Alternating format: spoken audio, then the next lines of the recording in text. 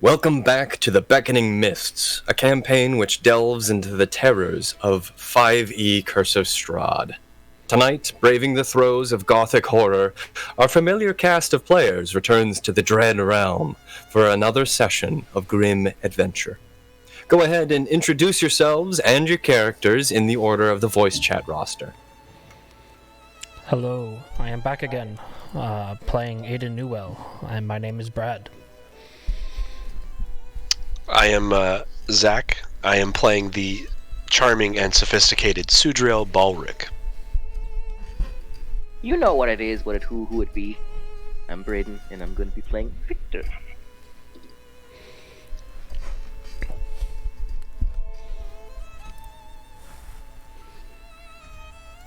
Obi, that's your cue.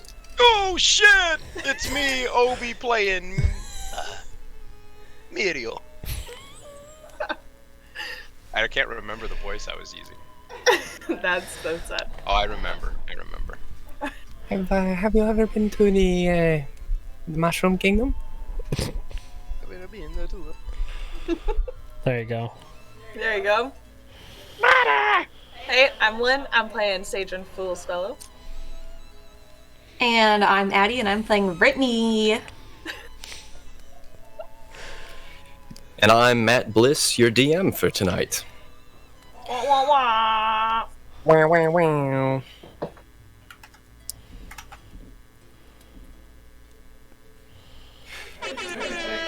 When last we left off, the party had previously been investigating a werewolf menace to the south of Daggerford. After a night of terror, misfortune brought them through a thick veil of mist, on the other side of which was a strange forested land far removed from the misty woods which their quest had led them to. Tired and drained after a terrible flight, they made their way along a lonely road, through a monumental and ruined gate, to a depressed village in the shadow of the pillarstone beneath a great fortress castle. The village, hostile and dilapidated, offered them little respite, but after dispatching a curious infestation from an abandoned home, they found a brief shelter from the dread vistas that then surrounded them. Upon rousing to adventure once more, the party searched for local amenities to refresh and replenish, but even those aspects of the village were twisted and gnarled. The merchant charged too much, there was no inn to stay at, and the other normal aspects of village living were either shuttered or closed for the day. However, a local portraiture artist pointed them to the one aspect which was not so glum, the tavern. And so the party made their way through the doors of the Blood on the Vine to drink away the rougher edges of their travels. While in the tavern, the party met a strange cast, the gruff bartender, the Vistani proprietors, and a bright fellow named Ismark. He offered them lodging in exchange for a job, and upon agreeing to his terms, the party left for a large mansion to the southern side of town. They discovered that it was the burgomaster's abode, and that the children of the late townmaster were the only two inhabitants. They, too, had weathered much within the village of Barovia, and so they offered their home as a place of rest for the party, under one condition, of course, that they would soon receive safe travel to a town far from the village, a place named Valaki.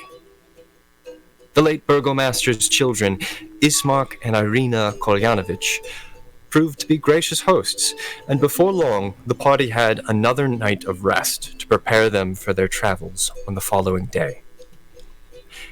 And it is on that day following that we rejoin the group, who have just prepared to finish one small quest before leaving. The automaton, which had accompanied them into the mist, has since gone mysteriously missing in the night, and all signs of its whereabouts have led the party to an imperious estate nestled within the folds of the village. It is there, in front of the manor, where we find ourselves tonight, and where you all are greeted by a strange and uncanny sight. Two children, huddled forlornly in the rain, stood roadside just before the manor's gated entry. I'm going to call you all to the board. And you should appear shortly.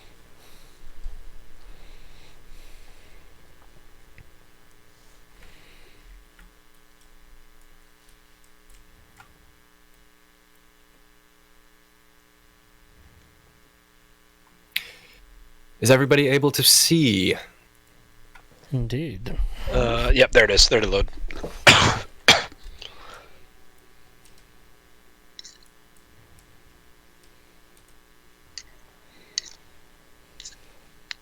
Okay, I'm going to try to make sure I get everybody's minis out.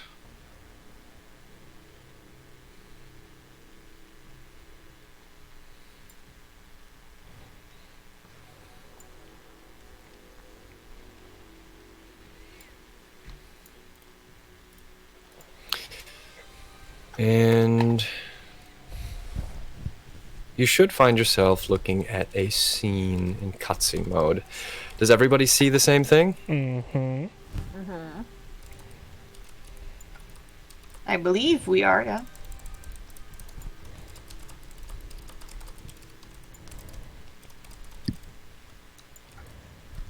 Okay.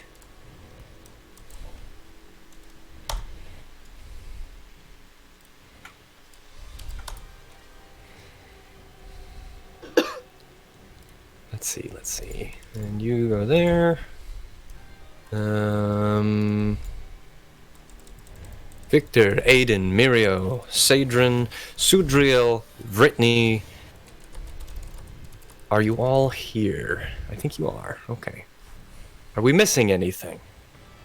Try to remember back to the details of the last session. And on that note, why don't we go in the order of the Discord and try to remember one thing that happened last session. Ooh. I have one.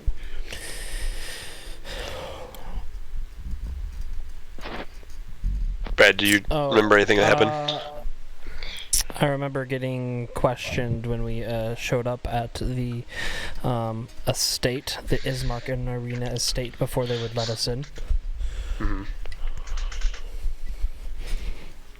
And they were very weary, and things were boarded up, and Arena wanted to, or Strahd wants Arena. Alright. I remember that during last session, as we had the time to properly rest and properly sort of wind down, both myself and Braden had built these sort of automata creations, both being very different in their form and features, with Braden being sort of his one is more of a large hulking figure, and mine was more of a small servant-like robot, much more sleek and kind of shorter sized, I would say. Well, Zach stole mine, but we made robots. My robot, I stole a dresser to make it. That's what I remember. And then I also remember Mirio being talked about, that he knows royalty and lays their pipe. That's what I remember.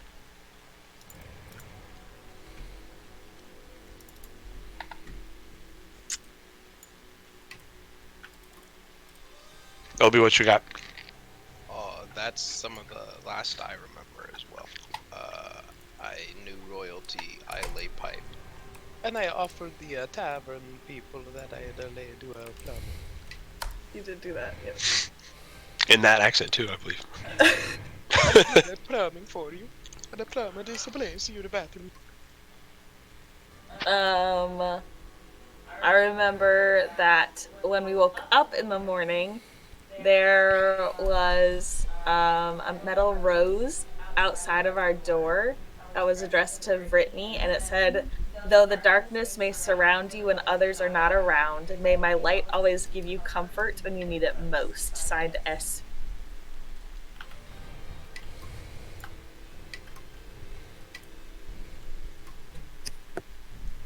Well, I mean, that was like the only thing I really remember because I feel like that was the only thing last session that had to do with B, to be honest. Like, I can't remember doing... Because I don't think it was last session that I went with Mirio and acted like he was my, like, servant or something. I thought that was 2 sessions ago. So that was, I think... I guess one of the few things significant for my character, to be honest. But it was also, like, 2 months ago, so my memory do be failing me. It was a long time ago.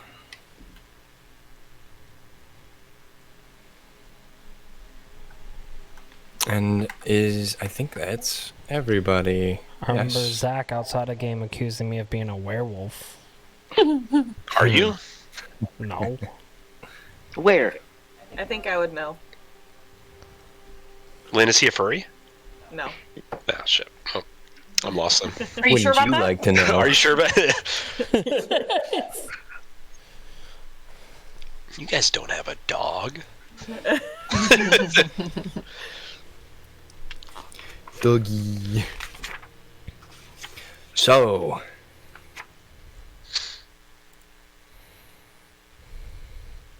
you are looking out from the village, kind of at one of the roads which borders its edge. The village itself is hemmed in by the backs of the houses which comprise it, but a few roads lead out, and this one that you look towards in particular happens to look out to one of the gravel roads that leads out of the village. The houses around you in the dripping rain are tall and dark as tombstones. Nestled among the solemn dwellings are a handful of closed-up buildings, shops and houses and otherwise. But a soft whimpering draws your eye towards a pair of children standing in the middle of an otherwise lifeless bend in the street.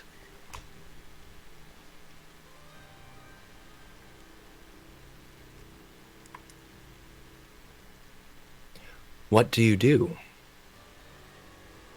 Matt, how old do these children appear to be? Are they like elementary age? Are they like teenagers? Are they... You size them up and sort of interpret them to be about 10 years old and 7 years old, respectively. Okay. We haven't seen Young. children since we've gotten here, really, have we? Not at all. No. The children in front of you are a pair of siblings. One of them appears to be the older sister, and one appears to be the younger brother. The littler one clutches a small, misshapen doll in his arms.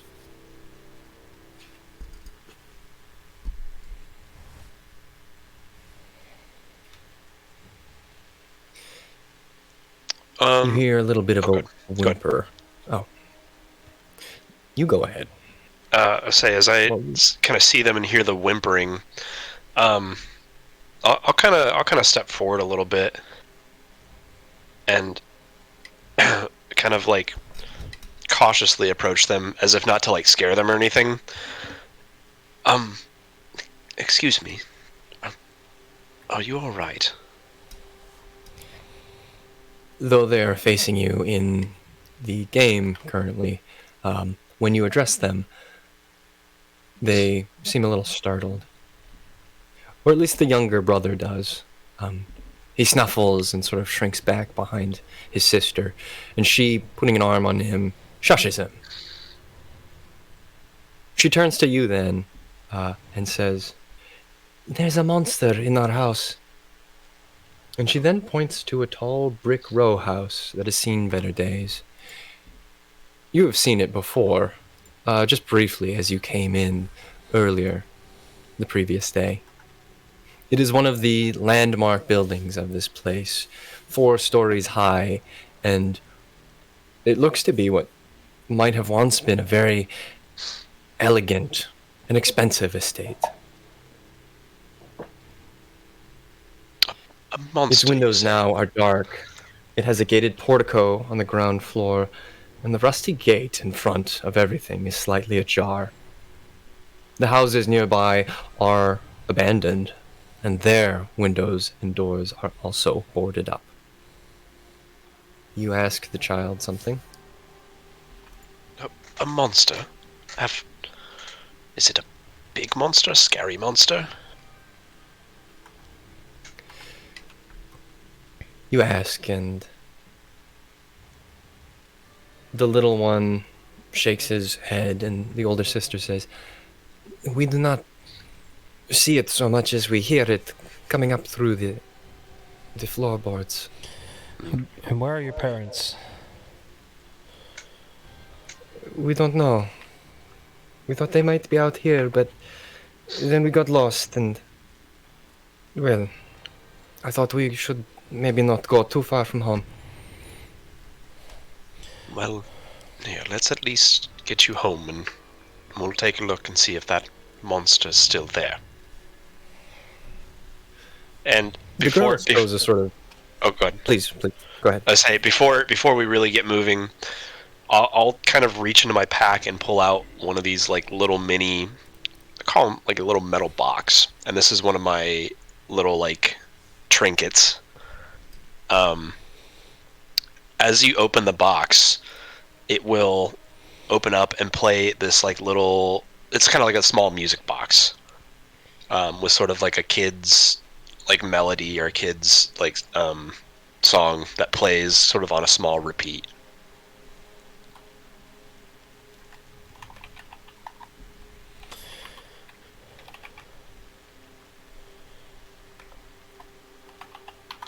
And as you open this box, both of the kids sort of relax a little bit. The younger brother is gripped by that intense curiosity, but he still shrinks a little bit when he realizes that the party is looking at him. The older girl seems a little more mature about the whole issue, and she says, "Thank you. We appreciate it. Our home is just this way." We'll be right You're gonna behind you. say? And kind of let them lead. But I think Braden said that he waves to them as they turn and look. Yeah, I wave at them when they look at us. With my robot hand. Can you describe Victor again? Well, he's approximately, I don't know, 5'7", but he hunches over, so he's more like 5'3". Looks extremely tired, kind of twitchy, not very good with social cues. He's wearing a mad scientist outfit. That's a good description, I think.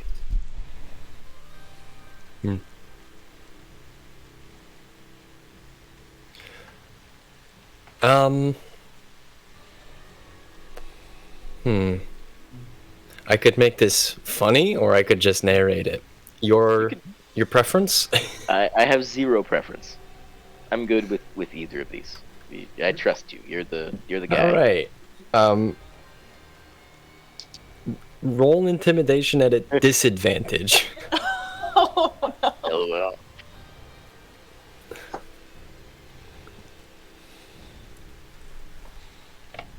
The first roll of the night. The year. Thank God it was disadvantage. Of the year. No pressure. No pressure. By the way, those of you who are listening, it is just the start of a new year. It is beginning of 2024, January.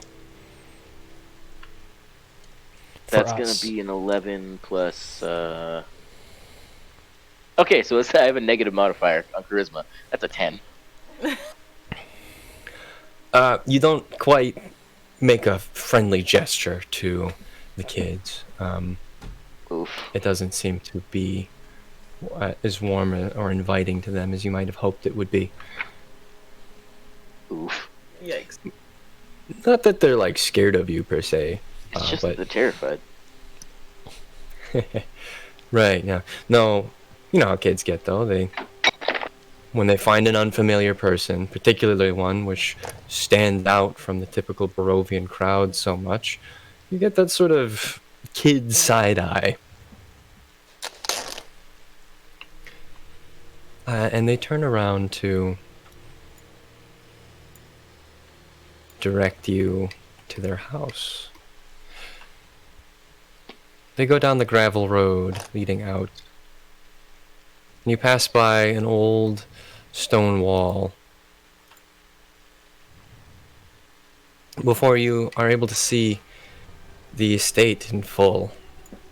It's a huge brick building, and as you get closer, the misty atmosphere drummed up by the rain gives way to a clearer view. It's quite elaborately crafted.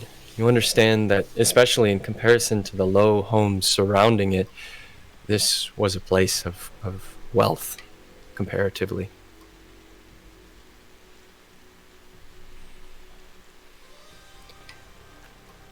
The kids walk through the doorway, and a reminder at this point that we are in exploration mode, which means you have free reign to move your characters unless there's something wrong. Can everybody move their characters? Can. Oh. Yeah, I should be good. Oh, And where is my character? in the streets. I have In the two scummy characters. streets. Yeah, one's still in the tavern. Got it. I think everybody's minis are On the street. here. Yo. Yeah. I have two. Yeah, nope, not all of us have two. Only some of us have two. Now there are two of them. Now there are two of me. There very well may be a number of duplicates in the tavern, because that's the way it went. Yep. There sure are.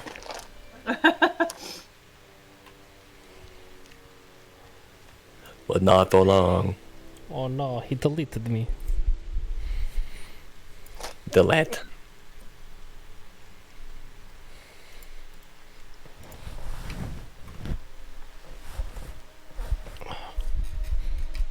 Alright, that's good.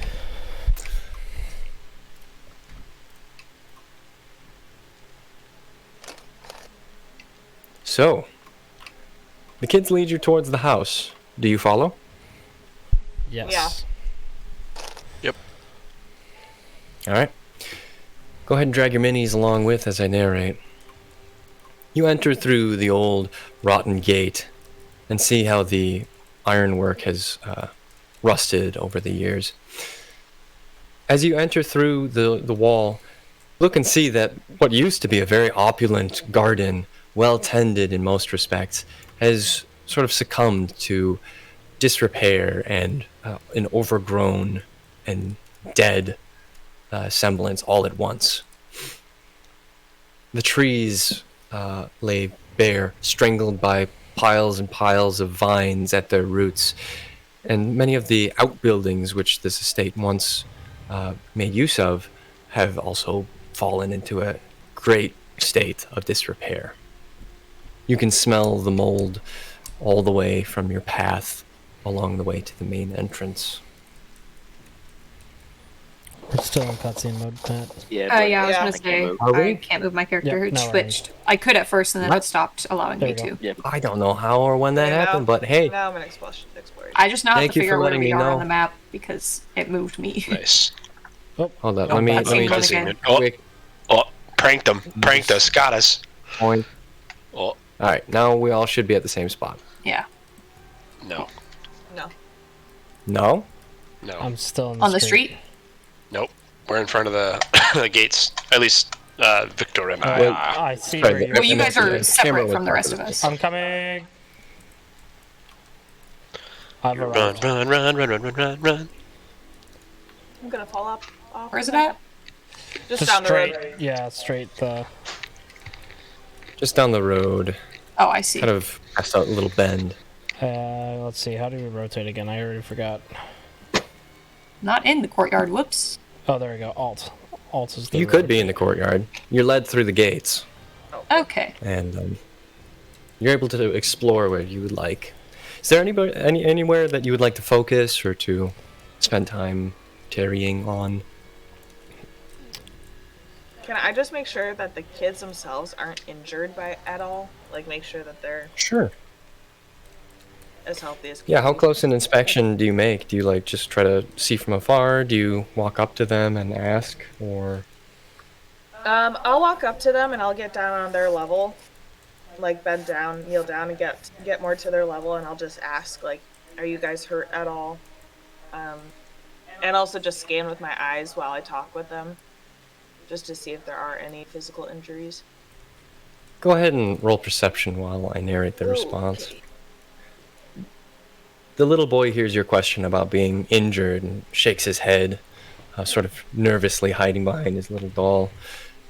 The older sister seems to be putting on a brave face, but she's very quiet when she responds. She says, "No, we are not hurt. We're scared." What'd you roll on perception?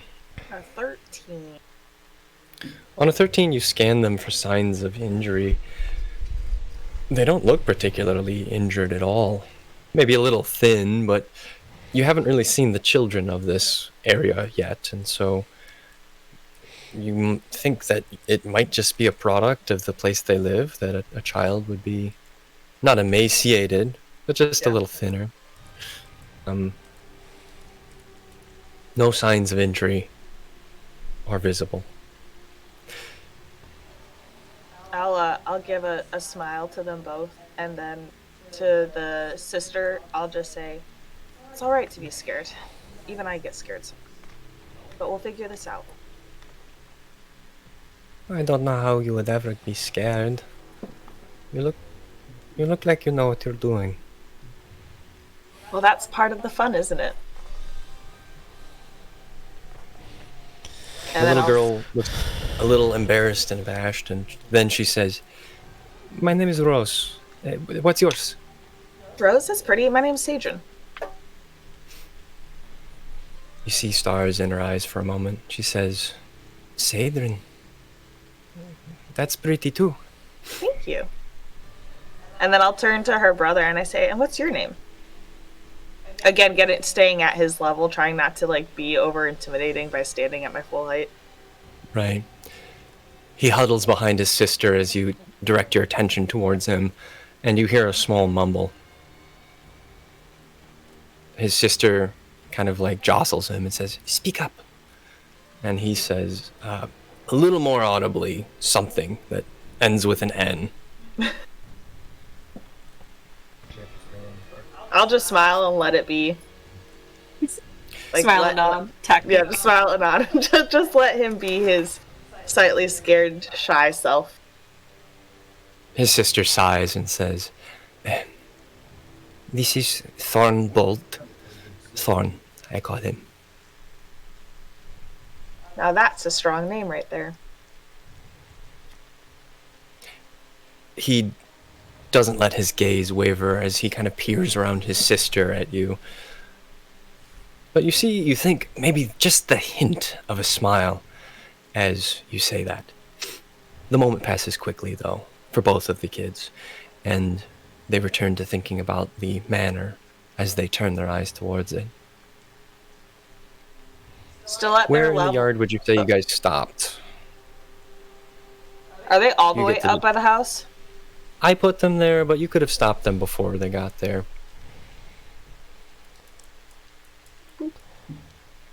I think I like put both how of the them. little boy is just He's Just so a man, smaller man. tiny. Yeah, it's a smaller smaller child. man. That's all children are, though, right? Smaller men. Smaller Facial hair and everything. You are so Yeah. right. That child has a beard. That child has a beard. Are we sure he's a child? Wait, he does. That's the They first thing I can't saw when you were like stand. the two That's children down the just- street. I was like, did he really mean these two That's characters just right orphan here? dust. Everybody knows that. Orphan does. You see all the orphans in like I the mean, movies and they stuff look like like that. this, but look how big this house is. Are we sure they're lying? They're not lying about something here? I mean, Is this the spooky Gigantic Could be- this house is. I'm Come could on. be Batman. Before we enter in, while I'm still at their level, I'm just gonna ask them again when the last time was that they saw their parents.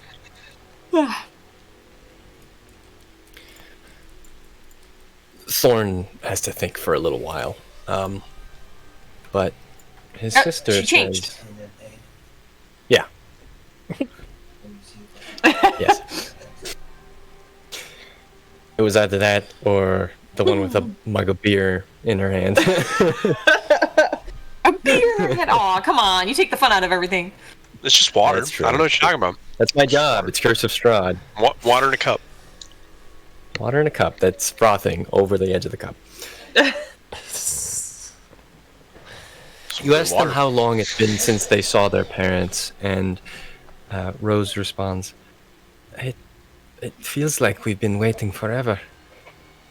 They went away a long time ago, and we waited very patiently, but we kept hearing all those noises, and we thought we might go find help, but, well, we didn't make it very far before we got lost and afraid. But you're here now. Where did You your can see parents what it go? is. Why did they leave you here? They didn't say. Sometimes they go out to get things like food, and they usually come back, but not this time. We've been waiting a very long time. How many moons? I don't know. Not many, surely. We had some food in the kitchen too. But we worried about our parents more than anything. Alright. Well, How's this house look? As you enter, you notice that the grounds were kind of dilapidated, but the house itself, it looks a little worse for wear on the outside. As you near the entrance portico, you recognize that there's a wrought iron gate at the front. It has hinges on one side and a lock on the other, which fills the archway for the front entry. You look at the lock and see that it is not latched. It's unlocked. Other than that, there are oil lamps hanging from the portico ceiling by chains. And in this case, they're lit.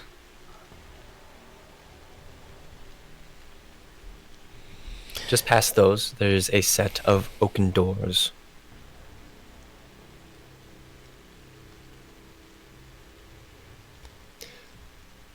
And you said these gated front doors were locked, correct? Unlocked. They have a lock. Okay. It is unlocked. Okay. alright. Well, can you describe where the noise is coming from?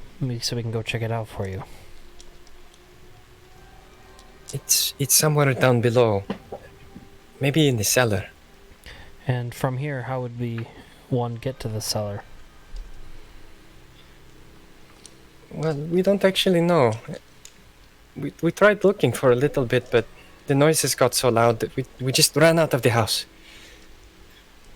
We couldn't take it anymore.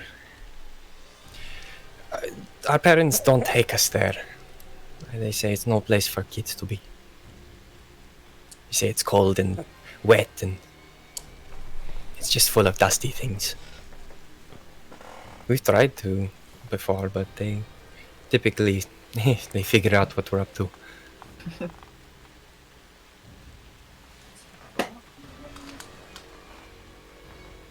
Oh boy. Do we leave them outside or do we have them come in with us? Do you actually say that? No. I'm like, sorry, as a player, I'm asking, like, what do we do with these kids? You guys want to take a moment to discuss? I say we kill the kids. Oh my god. It's the Anakin Skywalker solution. The children too. Why don't you guys deliberate for like 2 seconds? I'll be right back. Okay. 2 seconds. That's not enough time. Took 2 seconds for me to come up with my answer. Part of me feels like this is a trap. The other part of me thinks this is legit. Yeah, these kids are vampires. They're vampires. That's it. Or their parents are. Mm-hmm.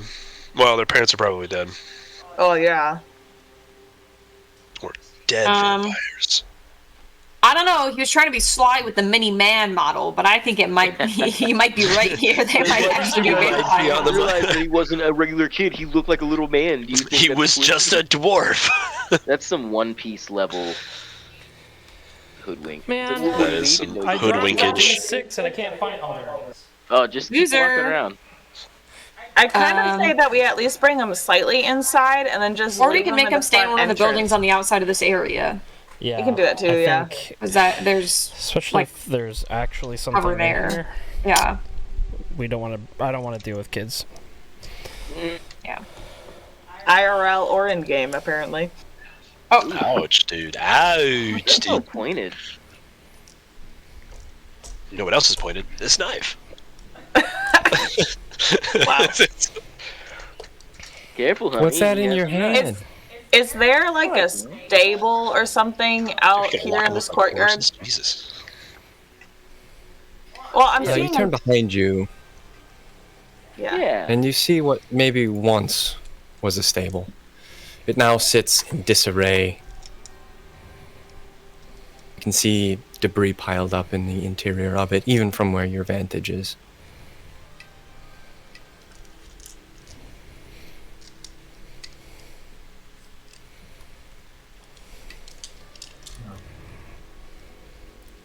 You look to the other buildings in the near vicinity too, something that may have once been a guest house, but now which has a utterly destroyed roof and a crumbling facade besides.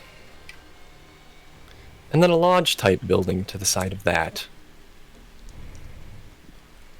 That building looks like it's held up to the elements a little better, a little less worse for wear.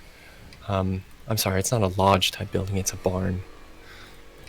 Like well held up well enough for us to send the two, like for two people to like hide in temporarily. Yeah, I mean, somebody could definitely do that. Okay. I'll turn to Rose. Rose, can you take your brother, and I'll point to the building, and hide in there until we come out? She If this looks is- to the old barn. You're gonna say? If this truly is something dangerous in your house, we don't want you guys in here. Oh. I don't like the barn. I don't like being away from people. It makes me sad. Can we come with you? Or can we wait somewhere in the house? Since If we you're- don't know where this thing is, that's probably not the best idea. Plus, Children. we don't even know what it is. So, if you were so scared to run out of the house, we wouldn't really want to take you back in. That doesn't make any sense. Children. Have you thought Rose maybe hears you say staying with that big old and then Uncle Frank? and kind of looks down and says, "Oh, well. Yes, that makes sense." Sort of It's- resigns to the logic of what you say. We'll be able to find you out here once we're done. As long as you stay in the barn, you'll be okay. Victor, what were you saying? Sorry. Oh, I said, okay, kids, if you're too sad to stay outside, what if you stayed with Frank? And I put a thumb back to my boy. Oh boy. Oh yeah, you got a dude, right? Yeah, I got Yeah, a we dude. both have dudes. So That's right. We got Let's dudes. make that. make one absolutely Yeah. massive and make one child sized. Give one a beard. Yeah, give my child a beard. Oh my god, I found the thing we were looking for. Well, that's crazy. Yes. My Okay, God. I'm going to grant you permissions to these as well. What? Yeah. Yeah. Minis. Your mistake. Missions. Yes. Well, to some of you. Darn it. Oh, that is weird. Wee! I want all power. How do Well, I try being All you gotta do DM. is make summons. That's a good point. Or be a DM. Yeah. It's like, Hey, is there a way I can pick these up one at a time? Yeah, you I don't know why you're picking both both of them. I don't have both of them. Click away and grab on one. Oh, okay. I don't know how I did that. Very cool. Thank you. All right.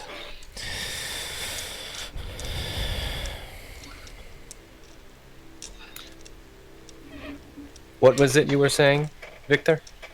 Oh, I offered the children, if they were scared, they could stay with Frank. That's right. For all. Can you describe your iron golem again? So at this point, I don't have much of an idea, but it's a pretty run-of-the-mill iron golem at the moment. His body has a combination of wood and metal scraps put together. Kind of a hulking figure, probably, I don't know, 7 foot tall, 7.5. Very wide, square head, like a squared off kind of, like Frankenstein the monster, but in a robot form. Sure. Also with some runes inscribed here and there, like where Frankenstein would have the stitches, it's like he has runes carved. Sure. It's Frankenstein. I will say it's not. I misspoke. It's not a golem per se. It's part of your subclass. It's a steel defender. That distinction is important, as it has to do with the nature of it being manufactured quickly. Oh yeah. And at an artificial whim. The construct sort of looks down at the children, and Rose responds to you, Victor, says, "We could wait in the portico, just here in front of the door. And then we wouldn't have to go in the barn, and we wouldn't have to go inside either." Sounds alright to me. Plus, it's bright with the lanterns. Before we go in, Victor leans very closely up to the head of Frank and says, "Frank, listen, these kids giving me the creeps. I'm just saying, keep an eye on them, and if they do anything, but very hushed." And you thought I was bad for even just suggesting it. He just told his mechanical man to straight up do it if he gets the bad juju vibes.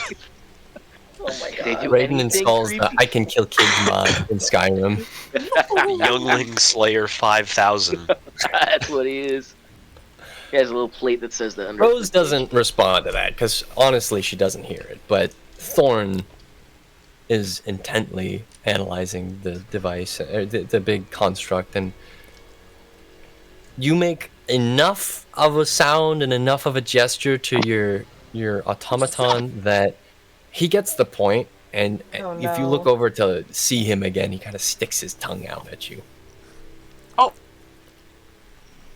cute. I like and then him. glares at you with that little kid spite.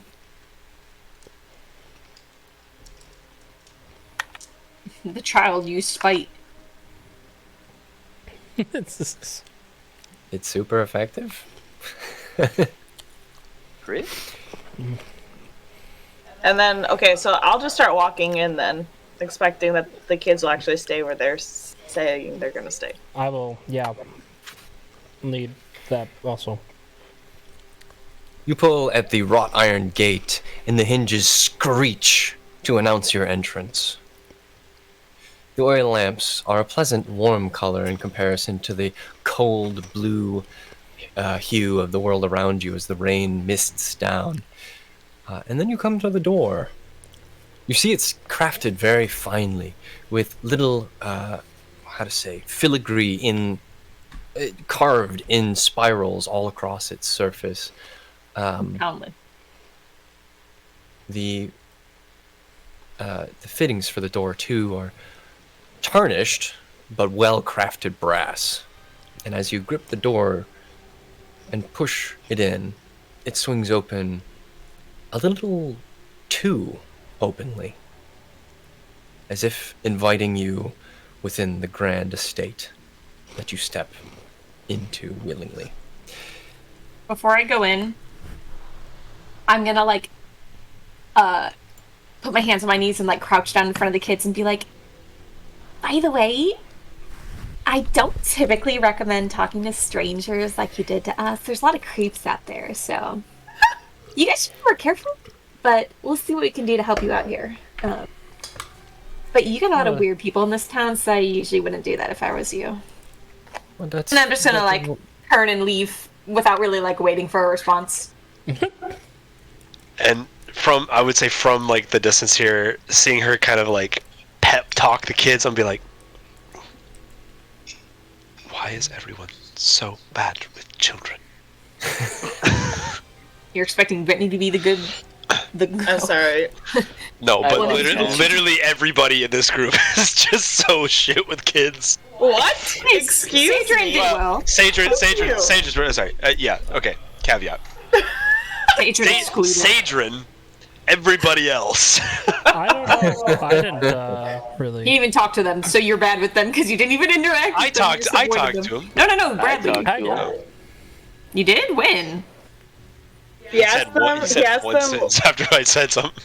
He asked where in the house the noise was coming from, or how to get there. And where their parents were and how long they've been gone.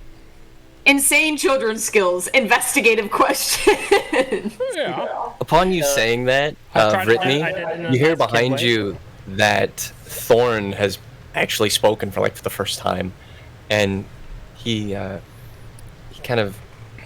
the "I told you so" tone of voice to his sister. He says, "Our parents always told us not to talk to strangers. I told you it was a bad idea." And you, and maybe anybody else around listening still, would hear Rose respond, They look different. They look different from everyone. I don't know. Maybe I shouldn't have. Whatever. You're not right. I'm right. I did the right thing." And they devolve from there as presumably you begin to walk into the house. Now, there's a couple people who haven't announced what they're doing yet. I want to give them an opportunity to do so. Well, I'm just following the group into the house after I did that. Oh wait, I already said that. Yeah, I would tag along, being one of the last ones to enter. Letting my little automata sort of run ahead of me, and the little chibi robo guy that he'll kind of and kind of look at the two kids and kind of look back and forth and goes, and then shovels into the house, and then I'll give him kind of that we'll call it the white people smile, the white people smile. and then just keep going into the house. The not grin. Yeah, the not grin, but I'm just being formal here at this point, and be and just keep going into the house behind the rest of the party.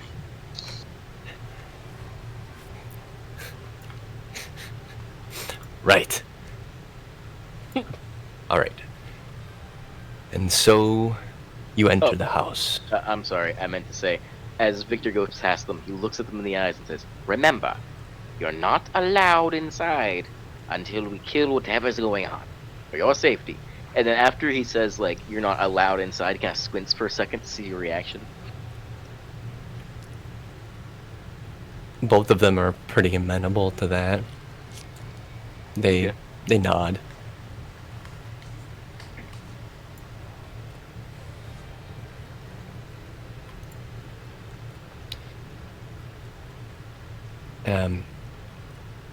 I think Thorn would probably say, "Okay, mister. You sure this thing isn't going to hurt us?" No, he's fine.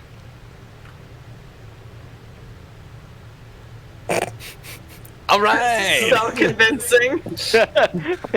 He's like a teddy bear.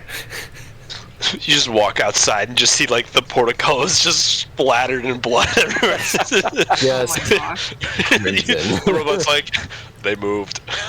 They moved. I don't like children. Not even the robot's good with kids. It's just the worst possible outcome. They were monsters. The robot's like, I was trying to factory reset. Spanish protocol kicks in. Spanish Inquisition protocol sticks in. I'm going to pull you to a new board. So, anybody else who has anything they wish to say, speak now or forever hold your peace. Yes. All right. Peace it is.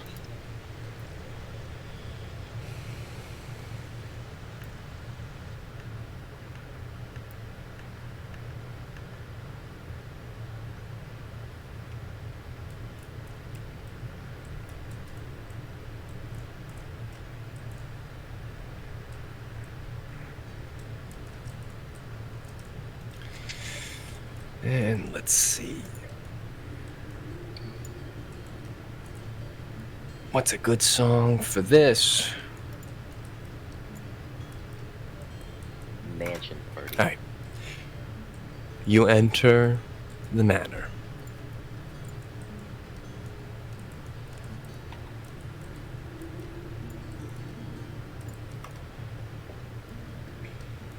As you open the front door, you look inside, and in sort of the mudroom area, you see that hanging on the south wall of the foyer is a shield, emblazoned with a coat of arms. A stylized golden windmill rotates motionlessly in the middle of a red field. Flanking the coat of arms are framed portraits of stony-faced aristocrats. Mahogany-framed double doors, much nicer than the ones that you just passed through, and in much better shape, lead to the next room. A reminder at this point that if you would like to do something, please just say as much as soon as you would like to, and we will go ahead. I'll open the next set of doors. You open the doors and they slide open silently. No creak emanates from the well-oiled hinges. And you look to see the next room, the main hall of the first floor. This wide hall runs the width of the house, and you see as you open the door that there is a black marble fireplace at the end closest to the door. It's lit, right? It is lit. It's so lit in here. I will make Is my it- way kind Let's of into go. the room, Thank you, Zach. and I'm Is just going, it? I'm going to just kind of listen and see if I can hear any noises coming from anywhere in the house. All right. Please roll perception. Is the Linn, I think- fireplace lit like dying embers, or is it lit like it was just like stoked? It is lit somewhere in between those two things. It dances around over smoldering logs. 16. I swear, if we say lit again, I'm gonna be freaking lit, dude. Lit, bro. Noted. Do you close doors behind you, or were you raised in a barn? I would properly close the door behind me. All right, yeah, you close the doors behind you as you progress. And in comes Whitney. Snooze, you lose. Obi, are you Brittany, able- you're with the kids now. Are you able to move your character around, Obi? The robot, she moved. She moved. She moved. Obi, I don't know if your mic is muted or something, but we haven't heard you for a little while now. Ayo. What's up? It's your boy. It's a me, Mario. Mario.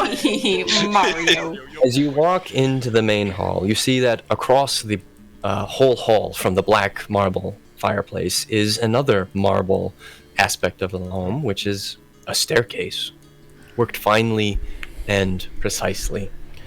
You can see from where you are that a smooth sheen lies across all of the marble of that staircase. Do I hear anything?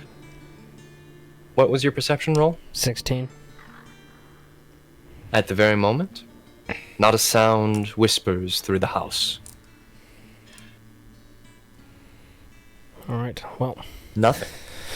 they said it's, the cellar. Let's look for a way down, I guess. Your immediate thought is that the main staircase would lead downstairs, but you're a little dismayed to see that a brazier sits where a basement staircase might ordinarily be located. Wherever it is in the house, the answer is not immediate. Can I? As you're sort of making your way through this entryway, you see that a longsword is mounted over the fireplace, and that the wood-paneled walls are ornately sculpted with images of vines, flowers, nymphs, and satyrs. The decorative paneling follows the staircase up, and around the spiral as it circles upwards towards the second floor.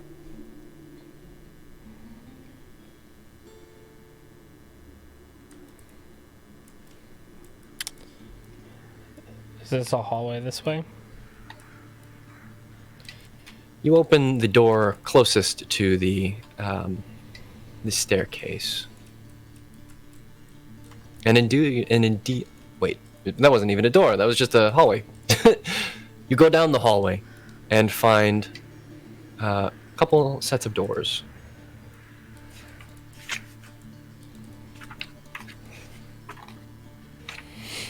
Was our plan just to open all these doors and try to find a way that makes sense to a cellar? We just need to find a way down. The kids weren't very helpful.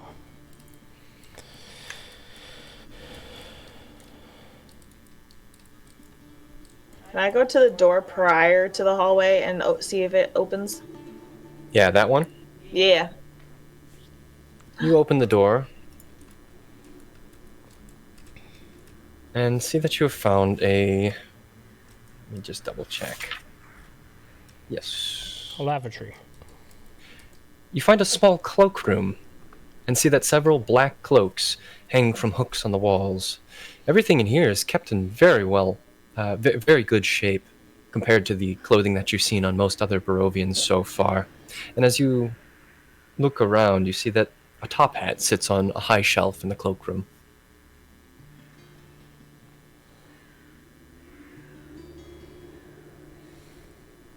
I'm gonna close the door behind me, exit. Can I check the brazier for like any type of like mechanical switches, like hidden passageway type deal? Certainly. And I won't even have you roll because you look over it and see that it's a very plainly just a ornamental thing meant to hold a bit of fire. Okay. You even tip it a little bit to see if maybe it's connected to a string running through the floor, and no such luck.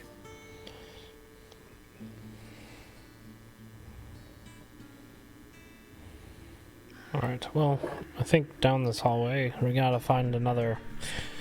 I feel like cellar's probably likely connected to a kitchen. I don't necessarily want anybody to miss out on exploring the house, so Brad, since you've already picked a direction, I'll keep in mind where you'd like to go. But for the moment, I haven't heard from Sudriel, Mirio, or Brittany on what you'd like to check in this first area. If anything at all. And Zach, I think your mic might be muted. Yeah, sorry, I was muted. I would like to check this door here, kind of on my, well, it would be right. No, I'm gonna face towards it. Yeah. So I would like to go and check that door. Just kind of peering inside and looking in to see what I would possibly see. Certainly. Indubitably. You open the door and are greeted with a very lavish room. This oak-paneled room looks like a hunter's den. You step inside and see very rustic accents smattered throughout the room itself.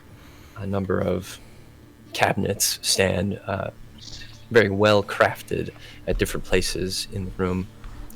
And as you look inside, you see that there's a grand fireplace to the opposite end from the side that you enter on.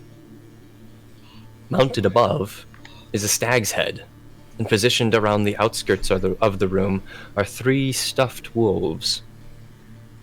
2 padded chairs draped in animal furs face the hearth, with an oak table between them, supporting what looks to be a nice cask of wine. 2 carved wooden goblets sit nearby, and some other accoutrements fit for a relaxing evening in front of the fire. That said... Quickly realizing this is a den of sorts, I wouldn't linger too much longer outside of just kind of taking in the nice aesthetic of the den area, because I mean, from the way you described it, is a very like nice and lavish room. Yes. If cigars were to exist, they would be smoked in this room. They do exist. If they were to exist in this particular village, this is where they would be smoked. Okay. Pardon my... They do exist. They do exist. If D&D was to have cigars, D&D does have cigars. If D&D was to have cigars... No, it doesn't. They removed that in like 2016. That's why. Oh, yeah, that's right. That's right. No, yeah. Hey, all I'm saying is it would only take 2 nat 20s on persuasion rolls to convince the whole of Barovia that cigars don't exist. Yeah, and then 5 years to repeal it. Yes. Now, you take a look at this room, but you say you don't want to disturb anything necessarily. Yeah. Despite the way it is illuminated in the visual representation in front of you, it is not quite lit when you open the door. The wan light from outside spills in with a pale sort of complexion and lights the room very, very dreamily. But not in that sense of a dream that is pleasant, in that liminal sense, where you're not quite sure it's real. You close the door behind you and leave the lovely room to see what else is in this house. Does anyone else get the feeling that this house doesn't quite belong in this town? It seems so ostentatious for what we've experienced and seen. Well, go ahead and make an insight check for me. Okay. But please continue to roleplay. I was saying, it would only make sense, especially if this town was well off, if this could have been the governor's house or even the mayor's house, if it was especially well-to-do. One can say that it's only kept up so well is because it was built so well. You muse on this point, and then you remember that just last night you stayed in the Burgomaster's mansion. The Burgomaster being the governor of sorts. Your point rings true. You can also roll an insight check to see what rolled a could be. 18. An 18? Oh, that's better than an 18. Wow. I flat rolled. Why do you have to say it like that, though? I flat rolled an 18, so I got a 19 with my bonus. Oh. Okay, oh my but you gosh. gotta say It wasn't like even that, like really? a +5 or something. No, it's just a +1. You sounded so smart. Yeah. You're like, Don't worry. That's better than an 18. I mean, because I rolled an 18 and then my bonus. Why are you all pixelated? Both of you come to the conclusion. Yeah, why is your camera pixelated? I don't know. That's weird. It's a filter. Is it better now? Both of you come to the conclusion independently that the wealth of this house might have something to do with the coat of arms. Not only did the nobility of this place have a coat of arms in the first place, but it showed a windmill. You haven't seen any windmills nearby. The coat of arms showed a windmill? Yeah. Yes. You can see where the coat of arms was by looking at the first room of the house that you entered. Sort of the mud room. It's got a little set of swords and a shield.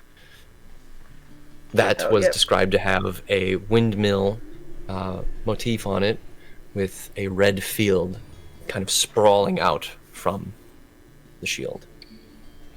From the windmill design. Does that sound like any coat of arms I'm familiar with? Yeah, good question. Any family? You may attempt a roll to trawl your memory of things. Go ahead and roll history or arcana. Tell me which, and depending on what you pick, your answer will be exceptionally varied. Exceptionally varied. One's better, but I don't like it. I'll do history.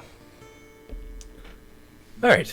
You think back to try to match the coat of arms with any you're familiar with from your time back in the area around Daggerford and maybe where else you've been before. Yeah. As a business person, I've done a lot of work, and I rolled an 18 history.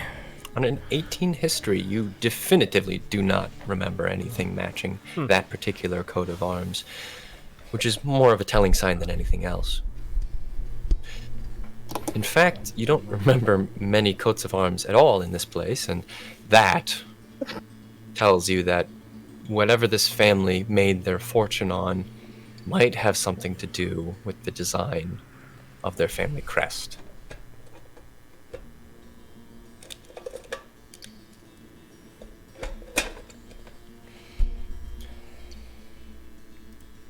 Obi or I should say, Mirio and Brittany. Bless you. I think as soon as I saw the fireplace, I just was like, and ran up and started to like warm my hands right there, and kind of just like look around at the decorations, but not really looking too hard. I'm kind of just like letting other people do the work, sort of deal. I'm not really sure what I'm looking for, so I'm just like, oh, the decorations are real fancy in this place. Like in my head, that's kind of just what I'm thinking. As I'm warming my hands. You go over to the fire, and it's one of the very few things which is actually comforting about this house. There's a sort of unease which accompanies the emptiness of an opulent place such as this. Not uncommon to places which are vast and only filled by a few people. But as you sort of distract yourself and let your companions do all the hard looking, your eyes travel up the fireplace to the longsword which is mounted above, and you notice that there's a little cameo mounted in the hilt of the blade. It also depicts a windmill.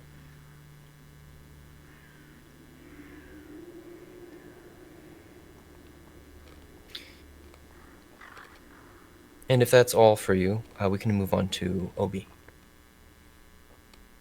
I am watching the door where we came from to see if anyone came in behind us. You keep your eyes on the door, just to be sure. And throughout the duration of your companion's search around the house, you hear nothing. You see nothing. Just the ornate door, paneled, as is the rest of the room. Now, with one round of everybody doing something, and I think with some of you kind of hinting at how you might take a back seat for some of the exploration, we'll move to a more free standing exploration. And if you want to do something, just speak up and negotiate among yourselves who will do what and when. But you're free now. Before we move out of this area, can I open that other door, that first one when you turn the corner? Right next to you? Yeah, because I don't think anyone's Your character, opened that that is? one yet. Yeah. This one? Yep. I don't think anyone's actually opened it yet. You are right. Ooh. You open the door to find another hallway, which leads into another grand room, the far edge of which is not visible, but what is visible is a series of high-backed chairs. And as you walk into this room, you realize it is an elaborate dining room. The centerpiece of this wood-paneled dining room is a carved mahogany table surrounded by 8 high-backed chairs, each of which has sculpted armrests and cushioned seats, lovingly upholstered with brass tacks and leather. A crystal chandelier hangs above the table, which is covered with resplendent silverware and crystalware, polished to a dazzling shine. Mounted above the glowering fireplace is a mahogany-framed painting of an alpine vale. The wall paneling is carved with elegant images of deer among the trees.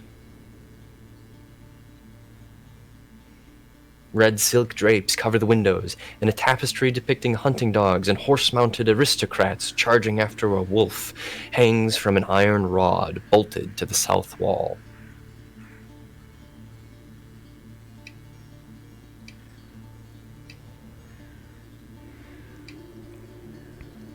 You put 2 and 2 together and realize that the far door next to the opposite side of the dining table is the door that Aiden was nearby earlier.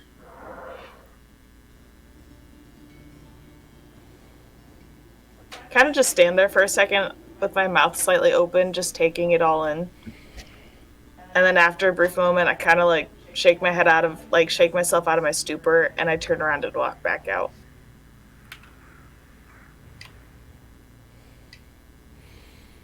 Well, dining room is closer to a kitchen. Should be attached around here somewhere. I still think that's our best bet for finding any cellar. I'll check this other door. You know where the cellar door is? No, I said I look at this other door. I think he said other door. Oh, I thought he said I want to open the cellar Why door. don't we check the door marked cellar? Yeah, can I just go to the cellar door? You open the door to this room and realize it's the room that Sudriel checked earlier. That elaborate hunting den. Mm-hmm. You see that there are 2 cabinets sitting against the wall near the door, as well as all of the other fittings that were narrated earlier. Stuffed wolves, deer heads, lavish seating and furniture besides, etc. I'll take a look in these cabinets very easily, gently. You look over the cabinets and see that they're very finely crafted. The joins and everything about them is perfect, really. The ideal of what you would consider for a cabinet, which is quite in contrast to most of the other furniture you've seen in Barovia. It doesn't ring any bells in its style. It's just nice. Think you're going to find the cellar? So I'm going to change the music. In a closet, Victor. Maybe it was a hidden, like a little servants where they have the little tunnels through the walls, so no one has to see the help.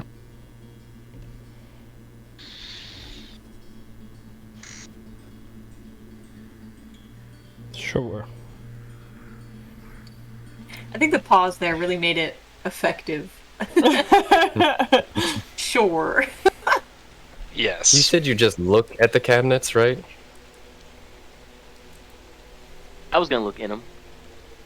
Oh, okay. Just You try look at this cabinet. You try the doors, and you find them to be locked.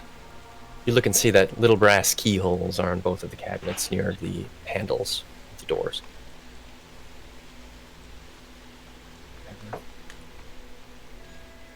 Who's on that phone, Becker? There's another passage through. Player to player, did we already checked this door here on the right hallway adjacent to the dining room? We're over here. I think Brad No, did. They didn't. I haven't DM gone the through- player, you have not. No. Okay. But as No. Braden Well, it was was more deciding, Could I, Aiden could went I down the also hallway and didn't open take it. a look at just the books on this shelf? Just browse, peruse Perusing. which books? the In the bookshelf dining room? In the dining room, yeah. Yeah, go ahead. I will narrate that in just one moment, but Braden, you notice that the cabinets have lock holes on them. Do you do anything with that? Do you leave it? Do you pursue it? Also, the doors are closed and won't open. They're blocked. You're muted currently. Can I use my thieves' tools? You may certainly try. How do I roll that again? A dexterity check, please. DC 15. Okay. Meanwhile, Brittany, you hear the doors opening and closing and sort of hear from down the way Sadrin's sigh at the opulence of the room that she had just entered. And out of curiosity, go to see what's in the elaborate dining room. As you enter, you see a bookshelf, which actually has some books on it. And you go to look and find a number of volumes on hunting things, a couple of journals of trips that were taken, some drinking song manuals, just a couple, and a smattering of other miscellaneous books, mostly revolving around entertaining guests, like coffee table type selections, but a few that are interesting and actually have some sort of intellectual merit, which I have mentioned to you.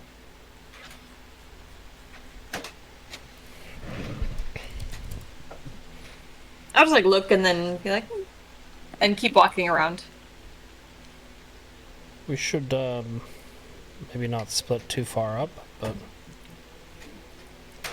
come again. I open this door. If everyone looks.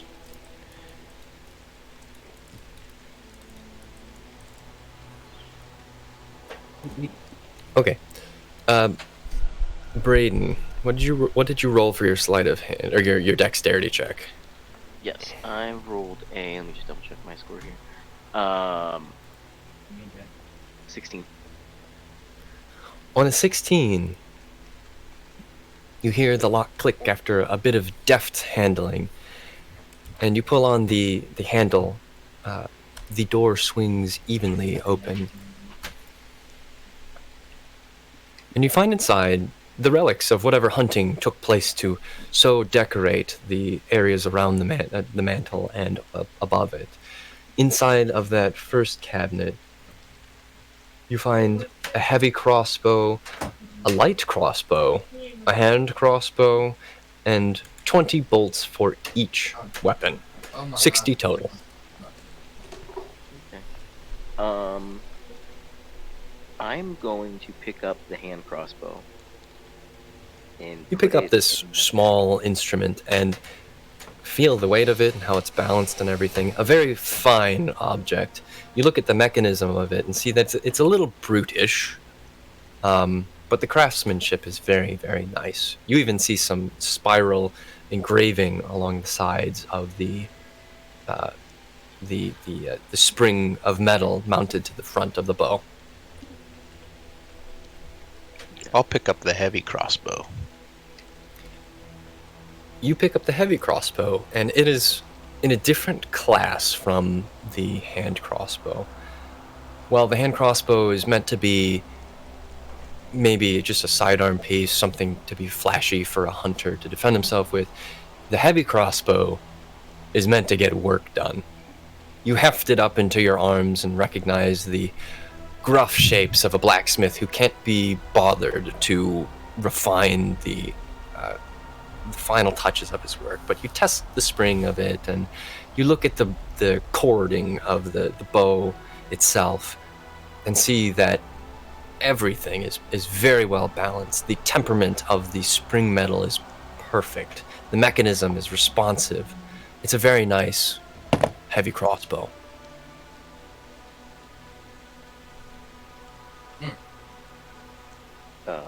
It twangs very loudly if you test it. Nice. And then I don't know if you want to switch to somebody else, but I would turn around and unlock the second one as well, or at least attempt to.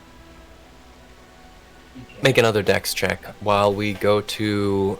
somebody was attempting to do something else before I came back to you.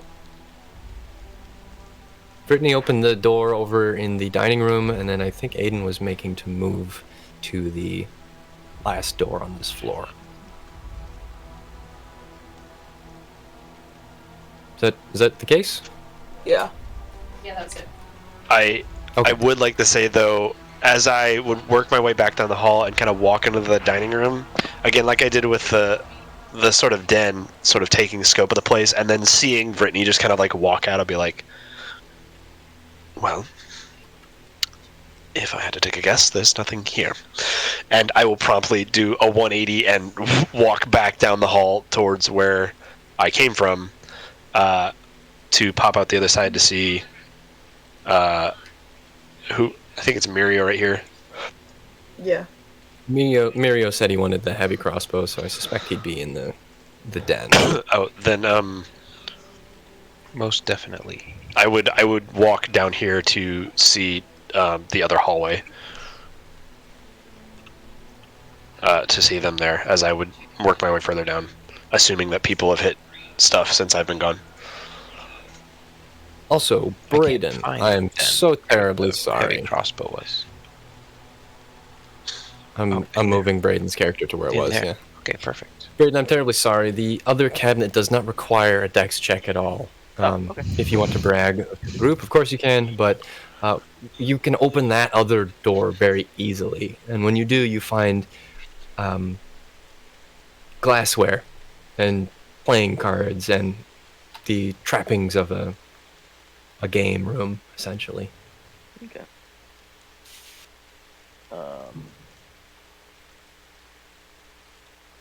Yeah.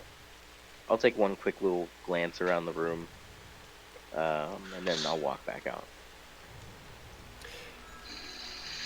The door of the cabinet creaks behind you as you close it, and then walk back into the hallway.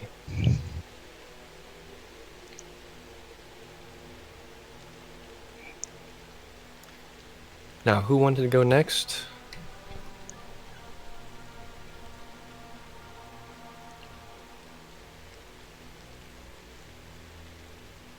Given that nobody's answering, I'm going to move to Aiden. Aiden will open this door. You open the door and find a small kitchen. The kitchen is tidy. Dishware, cookware, and utensils neatly placed on shelves. The work table in the kitchen has a cutting board and a rolling pin atop it. And a stone dome-shaped oven stands near the east wall, its bent iron stovepipe connecting to a hole in the ceiling. The whole room is cozy, and though in the visual representation the fires are lit, in game it would be mostly dark in here. No external light filters through the windows because there are none to filter through. Well, found what we're looking for, at least. The kitchen over here. And, I'm hoping that behind this door is, a way down to the cellar. You open the door. It's a very thin thing. And you look through to find a very, very well-stocked pantry full of delicious-looking implements. For whatever chef might be cooking. Cheese and bread and all sorts of cured things and preserved items which are clearly meant to last a long time. And they look to be in very good shape at that.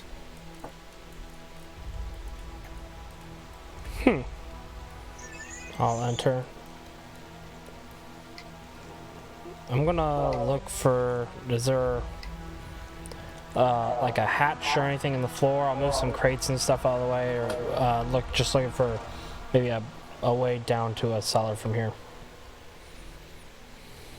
The rest of the group hears you scraping crates across the ground and rolling barrels. Go ahead and roll an investigation check. Ooh, that's a 24. On a 24, you're very thorough, because you've done this sort of hiding of things before that you would expect somebody with a secret hatch to have done in this room.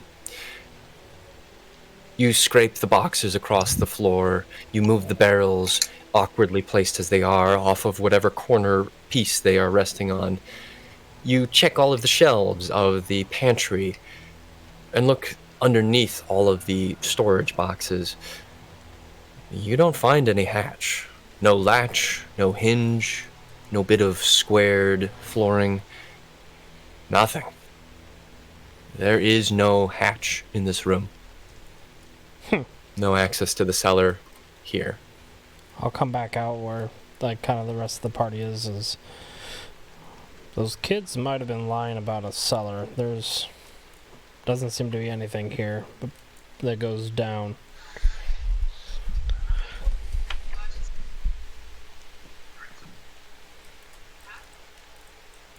We haven't hit this center door, have we? This one, yeah, Linn hit it. You have. Okay.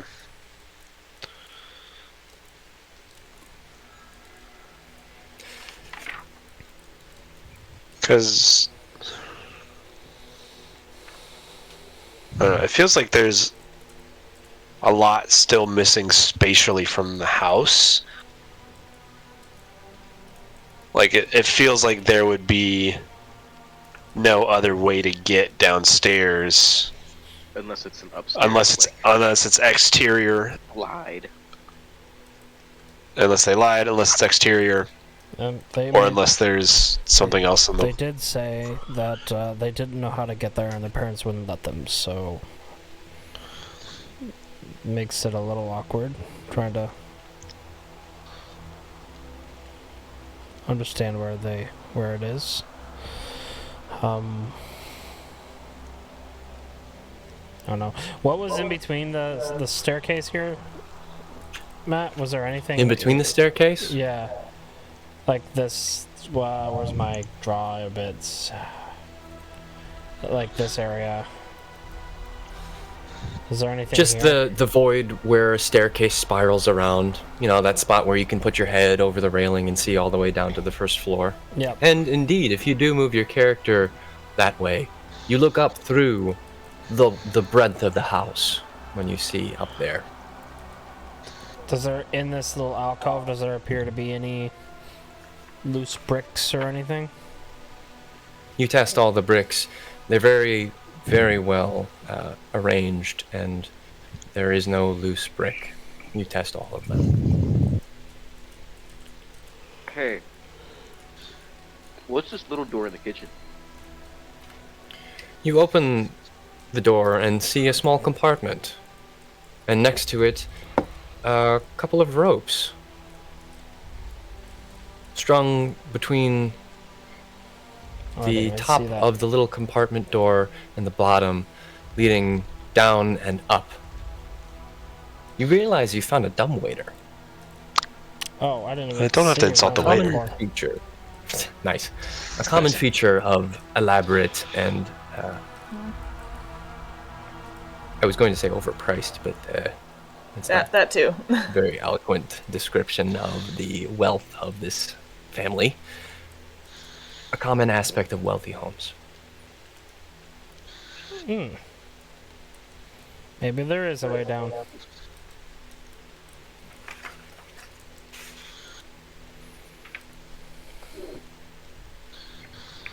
So who's going down it? I'll go down. Does it look like it can fit multiples of us? It does not. In fact, you look at the dumbwaiter. I immediately point at Sudril's robot. It can fit a small character. So if any of you are small, nope, you fit. I don't think I am. Braden makes a good point, though. Yeah. Of what, the robot? Mm-hmm.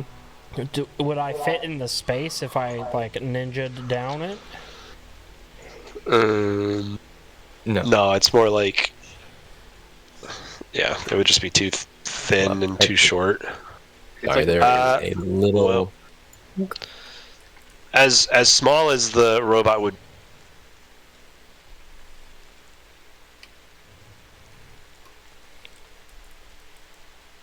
He would be more like a halfling rather than a true itty-bitty butt.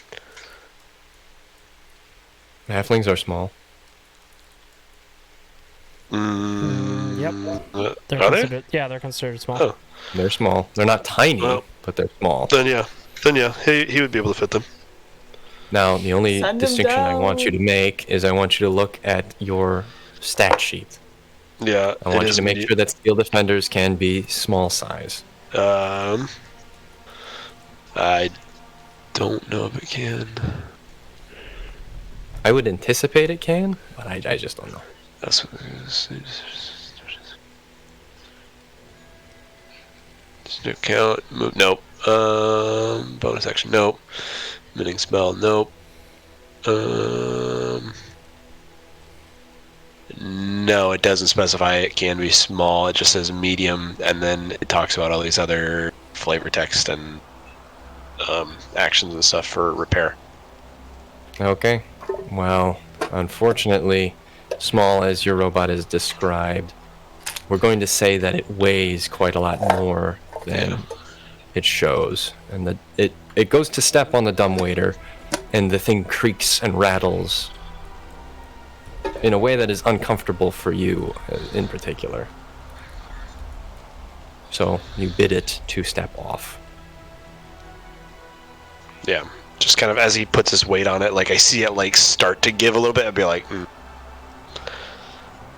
no. Well, we need to find another way down. Do we hear anything? Not a mouse was stirring in this creepy old house. The dumbwaiter.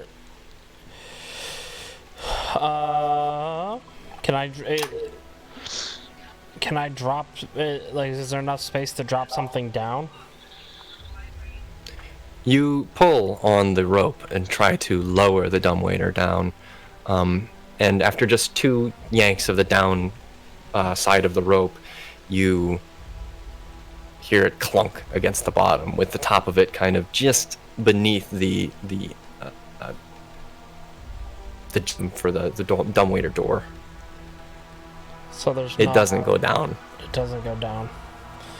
I think these kids are lying. I don't think there's a cellar unless there's an exterior entrance.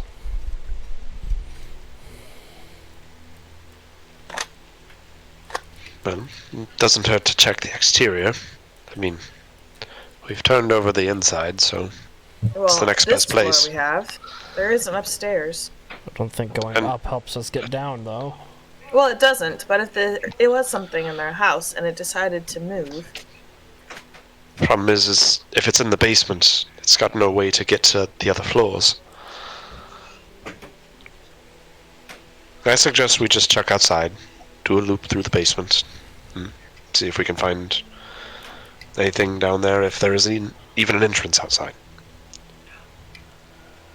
Okay.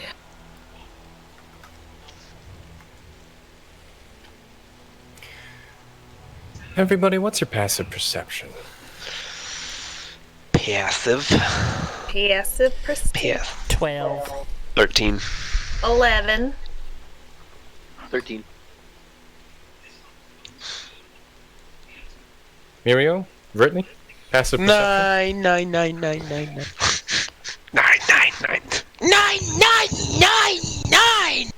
He shouts for the first time all game. 12. The lot of you give up. You tried to find the entrance on the first floor to the cellar, and it didn't show itself. It doesn't make sense that it wouldn't be on the first floor, so you decide to leave. Sudriel and Victor. It is as you round the corner and open the door to the mudroom that you stop. You hear something. It's rhythmic, but not like a tap, tap, tap. It's not the tapping of the rain dripping off of the sides of the house. It's not a puddle being splatted into. It's not somebody knocking on the window. It's rhythmic and low. Like a drum beat, but not quite. A thrum, but not energy. It's almost vocal. And you listen. It does not come from above. Just as you are about to pinpoint where exactly it could be in this first floor, it goes away. That very slight sound goes.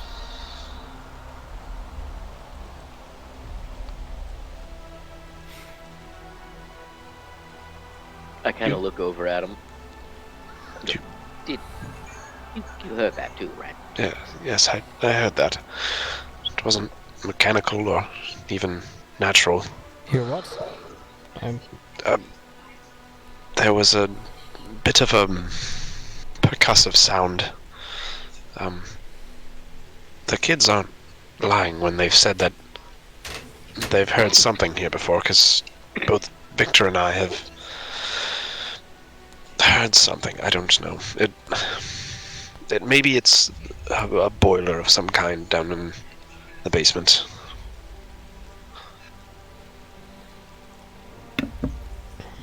Roll an insight check for me. That's a number. That is a number of all time. That's a 5.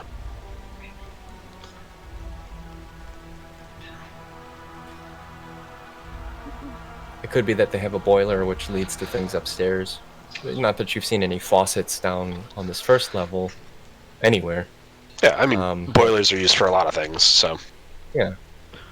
Hot water.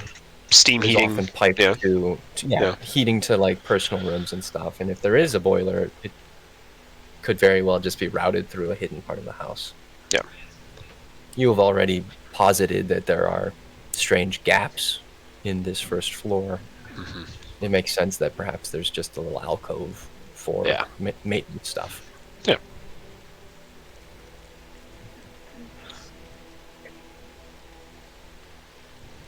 Sorry about that. So, well, Victor would kind of be torn between going upstairs to see if he could look for another staircase, or he'd think like maybe there's a crawl space on the outside of the house. So he'd go back outside. I'm sorry. Can you say that last part again? He would go outside. I apologize. That was a lot of getting around for what I wanted to say. No need to apologize. The two of you head back outside. Do the rest of you as well? Yeah, I'll follow. Yep. Sticking together. Okay. Yeah, I would linger a bit though to listen one time to see if I heard the thrumming, the rhythmic beat again. Your compatriots begin to file out after you stop them, and you attempt to listen, but it doesn't come. You linger until they have gone into the mudroom, and you close the door just to check, just to see. And you listen. Roll perception. That is a number again. Perception, that is a 12. On a 12, you listen, trying to hear that strange thrumming. And it's gone.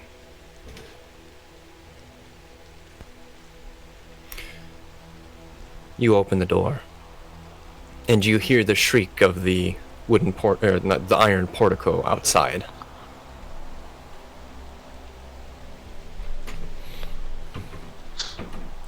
But it didn't come from outside.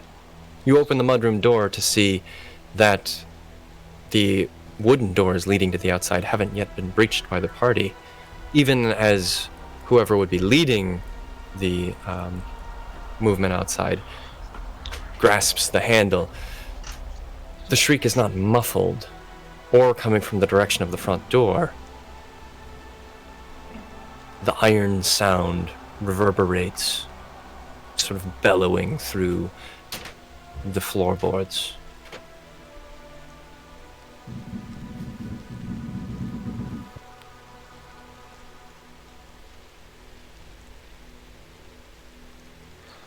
I'm assuming we all hear that.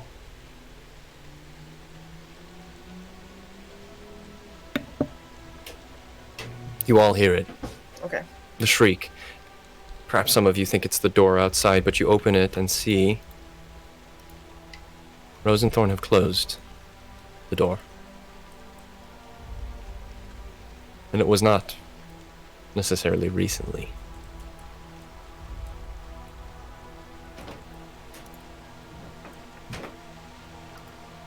It doesn't sound like it was the gates outside. It does sound like it was the gates outside, but you look to see the three individuals standing there, sheltered against the rain. Or sheltered underneath the eaves of the house to get out of the rain. Rose looks at whoever's at the front door and says, "Did you hear it?" What exactly did it sound like, Rose? And as she starts to say that, I would like to kind of step forward. Victor, correct me if I'm wrong. It went sort of, and I'll kind of make the sound as best as I can, like rhythmically with my hands, kind of the bum bum bum bum bum bum bum, just as with the little beat and kind of the deep heavy hits, to the best of my ability. The rhythm you just gave was quite a lot faster than the rhythm that Sudriel might have heard. Maybe I should have distinguished that earlier, and I'm sorry about that, but it was quite a lot slower. A slow beat. Dum, dum, dum. But not like that, not that sort of resonant sound. I would just kind of try and imitate it to see if they responded to it. It sounds like a approximation of the sound, yes. Okay. And Sudriel would be able to pique Victor's recognition. Could I do a history check perhaps to think of anything that I would think of, engineering kind of mind, in a house, what could be doing that? Yeah, you can make an Arcana check.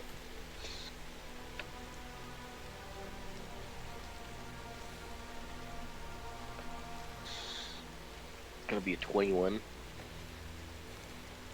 On a 21, anything in a house that's doing that is not necessary to have a house. It's either some sort of machinery or something strange. Maybe a boiler, maybe. But it sounded almost like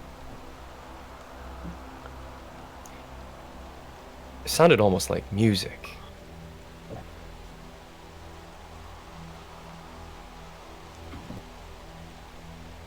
The floors in the house, what were they made out of? The floors of this house are all made out of a very well-kept, well-oiled, dark wood.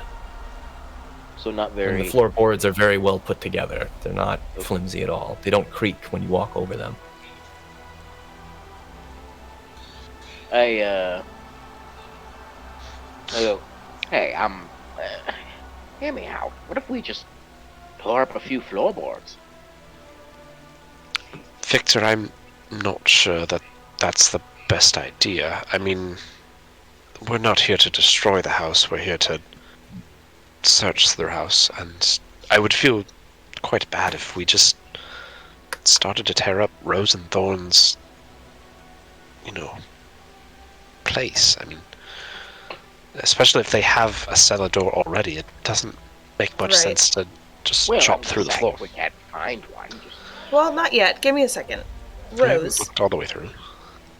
when you guys play outside, have you ever seen a door of any kind somewhere in the ground? No, we've looked. We thought maybe even it could have been one of the older buildings, but no, there's nothing. We have looked around. Like I said, we wanted to go see, but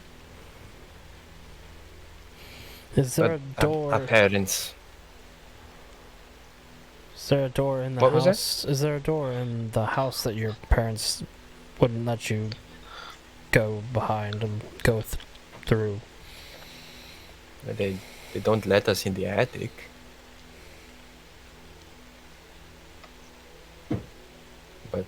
They tell us it's dark and dusty and full of all sorts of nasty things. Don't tell my parents. I went up there once.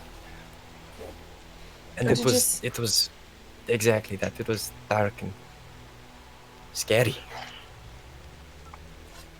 Well, don't worry. Your secret is safe with us, Rose. It better be. But Rose, there's no other doors that they don't let you through. Everything else is fair. Papa doesn't let me in that one cabinet in the den, but other than that, those are the only two things. Rose, where were you in the house when you heard the noise? Anytime I'm on the first floor, and then sometimes I can hear it all the way up on the second floor. Is there a part of Thorn- the first floor that sounds louder?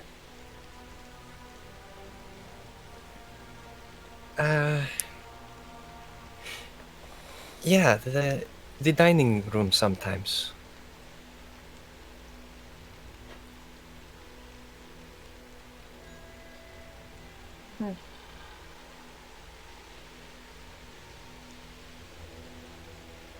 I'll turn to Aiden, who I'm assuming is behind me, correct? Yeah, I'm there.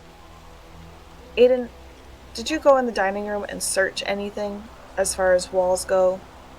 I Hidden did not. Doorways, loose stone. I did not. I can go back and give it a look. Our parents. Thorn goes to speak up, and then Rose kind of like elbows him. Do I catch that Sure. interaction between them? Okay. What is it, Thorn? He looks to his sister. She kind of shakes her head no. I'll get back down to their level, and I'll look at both of them, and I'll say, listen, we're only trying to help. Anything you guys can tell us about your house is going to be helpful, specifically because we don't live here. You guys do. Roll persuasion. Yeah, roll persuasion. Oh, okay. Oh. Please be good to me. Please be good to me. 14. On a 14, you know that Thorn wants to tell you. It's really Rose you're trying to convince. And she hears what you're saying and relents a little bit. Kind of crosses her arms and lets her brother speak. And Thorn steps out from behind her for a moment. He says, Our parents keep the monster in the basement.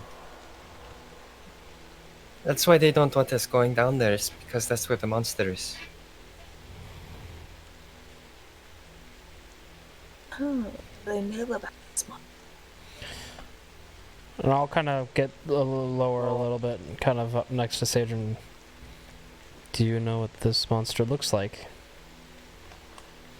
No. I think it ate them. And Rose kind of like elbows him again and says, Thorn! Did your parents feed it? I don't know. Thorn says that. Rose kind of Thorn- shrugs and says, They didn't tell us. We asked, and they just wouldn't say. Do either of you ever remember when they would go down to the monster? Like, which part of the house they'd be in before they disappeared for a time? Or where they reappeared at after a time? No, they would send us to bed, and they had lots of friends over. Also, They never let us stay along with their friends. They would send us to bed early on those days. So they would go down with their friends. Maybe. I don't know. Was it always the same friends? Yeah. Sometimes new friends. Did they I hang don't out know. in the den or the dining room? Little bit of both, really. And then it would get very quiet for a while. And that's when the monster would start. Thank you, guys. We'll be back shortly. And I'm going to turn back to you, Aiden, and I'm going to say we should double check the dining room. I agree. I'll make my way there. I'll follow only because I'm not exactly sure what to look for, so I don't want to go into the den and try to look for something when I have no clue what I'm actually looking for. So I'll follow. Right. Right. Hey, Bliss, by the way, I accidentally dropped my my little Victor into the abyss somewhere. I apologize. Oh no. You can double click. Victor's in the basement. He's in the walls. He's in the goddamn walls. You I can found double him. click on the little icon on the Where left is he? to see where your mini is. What? Oh, why is he all the way out there? What the hell? What is this? He's coming! I think. All I got was a gray screen with a dark figurine of Victor. That's all I got. Alright, I got him. Cool. For goodness sake. Alright, drop him. Drop him? Drop him. Yep. I did. Bonk. Alright, now double click. Okay. Oh, thank you, sir. Sorry about that. Well, I just Victor learned went to something new purgatory. too. Victor, gets that 1,000-yard stare for 2 minutes. Alright. I'm going to be doing some investigating, see if I can't find a secret door or passage or somewhere in this room. Sure. Go ahead.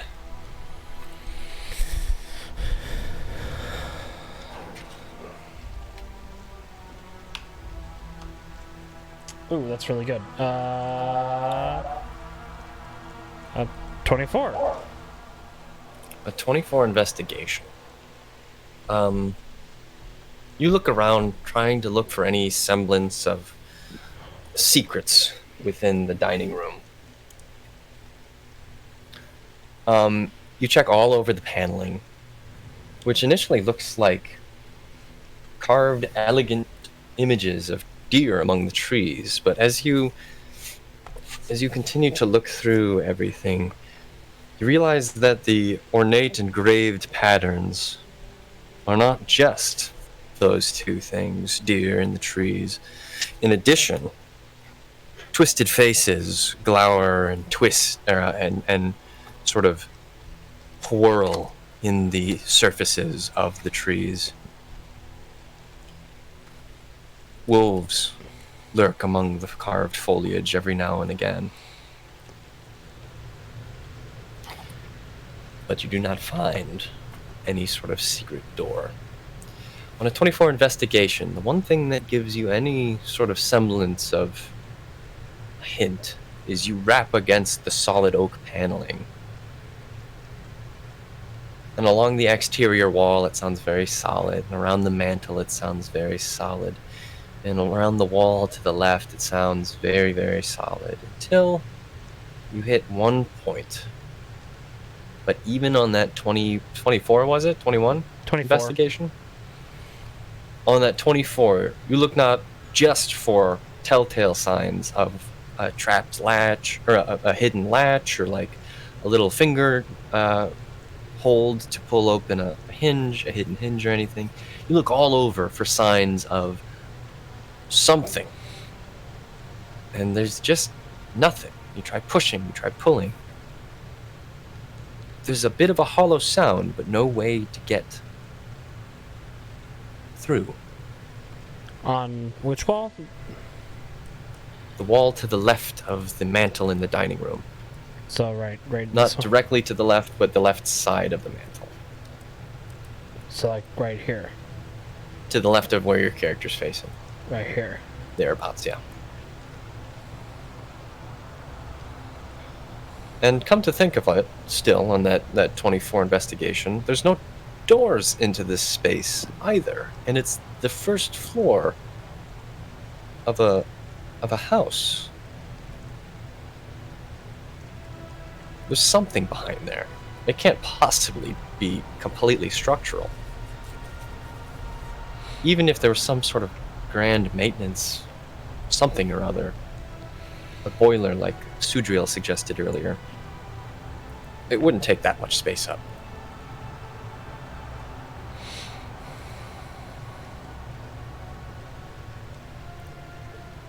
But it's then near that wall that you hear it too, the deep thrum. I'm gonna put my hands... Rhythmic. I'll listen for a second, and if it fades, I'm gonna kind of push against and try to see if it slides or gives any when I push against the wall. The wall does not budge, and after a moment or two, the sound fades.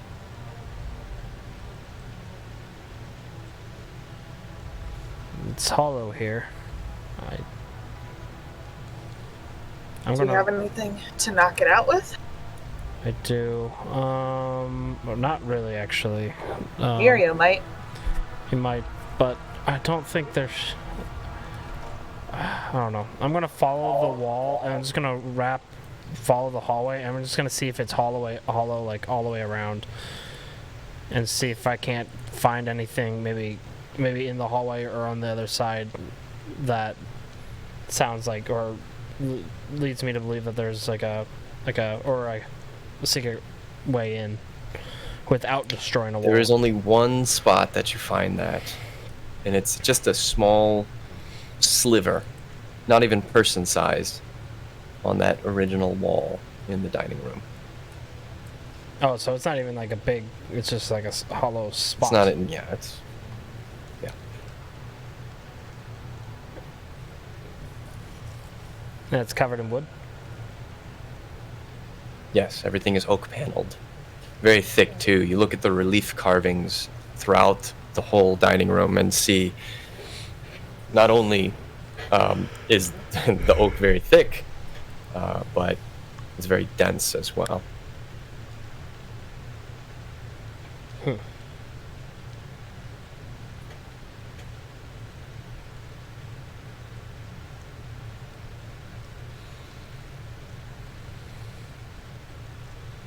Only thing I can do is fire. And I don't think we want to burn this place down.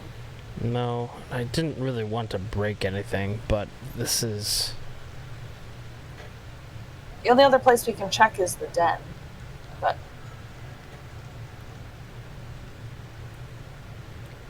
Does the sconce that's right here, does it come off the wall? You wrench at it, and it's very firmly mounted by iron nails into a stone pillar. It does not come off, although you bend one of the very tips of the sconce. nice. Well, I don't know. Just see if Mirio can help us knock the hole down in this. Or we just continue the search up. I don't know.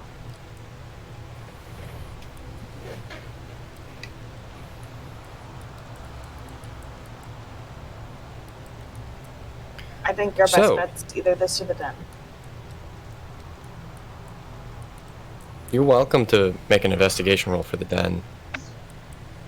Why not? Go ahead and roll. If you guys want to do help for each other, that's fine as well. Yeah. Help. So hard. What is everybody else doing in this time? Upstairs. I'm not going upstairs.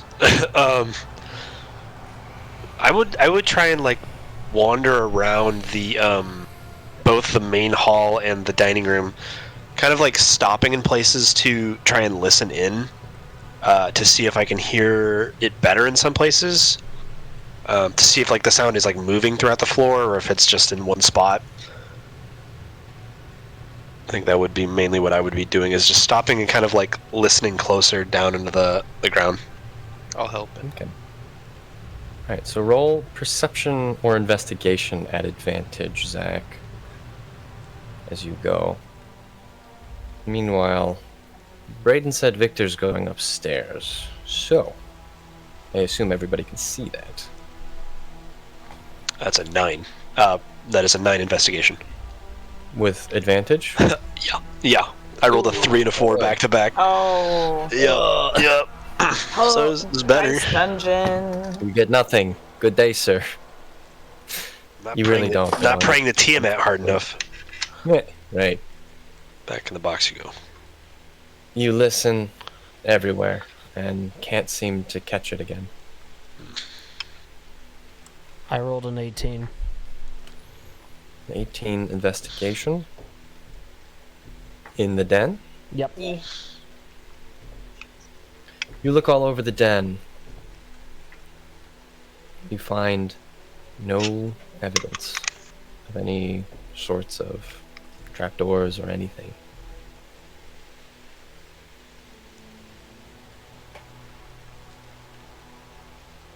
And as you all begin to exhaust your options, Victor mounts the stair, and we're going to take a light break. Go ahead and take 5 minutes, let your brains cool off, and we'll be back at 37. My microwave potato brain is not working well. Microwave potato. So I realized the reason Baldur's Gate was running like crap on my PC was because I didn't read the specifications for the game, and I saved it on my regular HDD hard drive. Big mess up.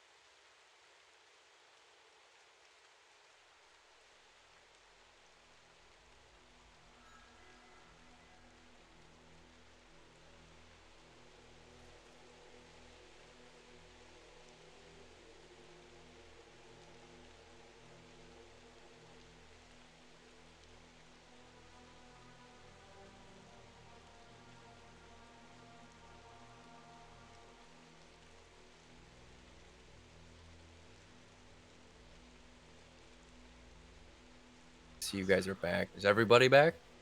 I'm here. I just have roommates. Okay. And they were roommates. Appreciate it.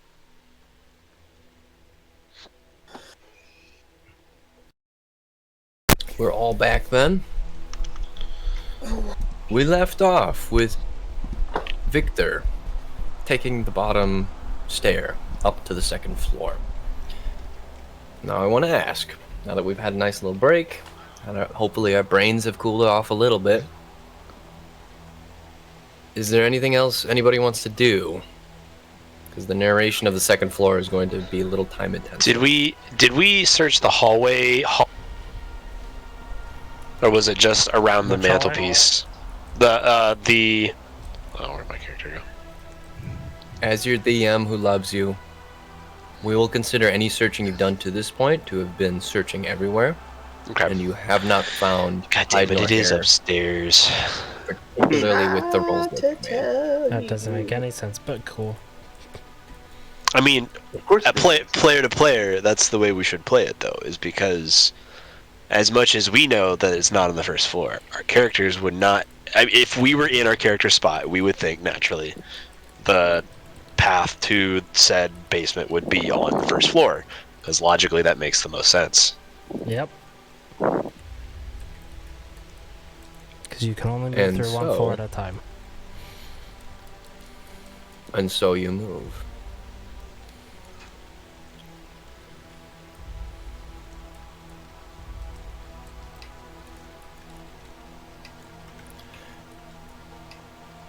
Let me just pull up the unique creatures. So, now that we've spoken about that, everybody's sort of in a little bit more agreement. Victor mounts the stairs and makes it up first. Do you join him shortly after? Yeah.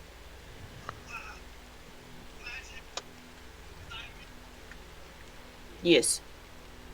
Okay. Well, we shouldn't. Do you With speak a for the group? monster, we shouldn't be splitting up. So I guess if some of us are leaving, probably be best to stick together. I'm coming with.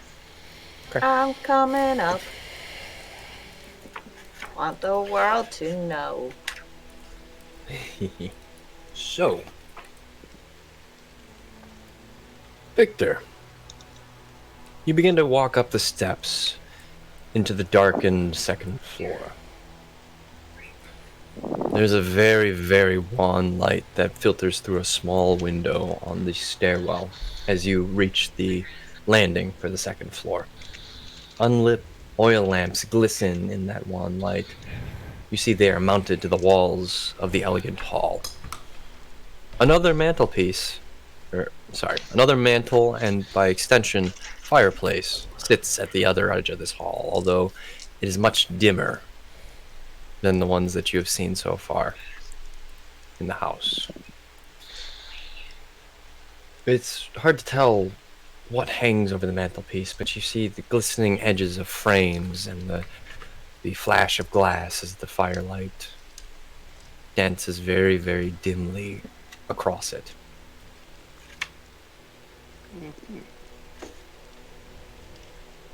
Standing suits of armor flank wooden doors in the east and west walls. Each clutches a spear and has a visored helm shaped like a wolf's head.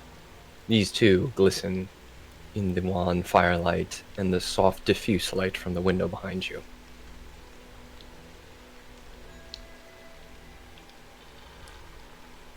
I'll come check out this door on the right. It is dark up here. Okay. And so, as you grip the door and turn it to open it, you realize it might be a bit difficult to see inside.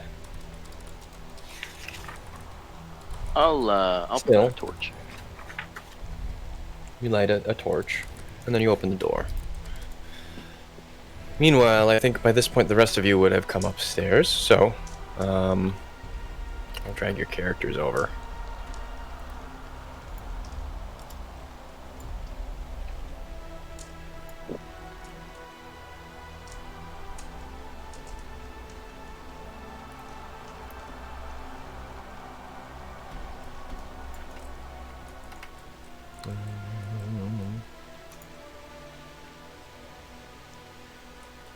see, is that everybody? 1, 2, 3, 4, 5, 6, 7, 8.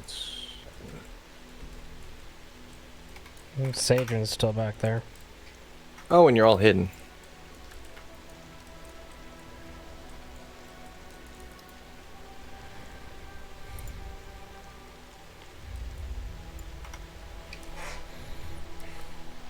That is right. I thought I grabbed her. My bad. Don't leave me behind. Alright, cool. And then cherry on top. Boink. Look at that cherry. You all make it to the top of the landing as Victor opens the door to a small room with another small window in it. Your torchlight spills into it, though, and reveals a fairly sparsely furnished room. An undecorated bedroom contains a pair of beds with straw-stuffed mattresses. You see some footlockers at the end of these beds, and tidy outfits hung here and there from points along the wall.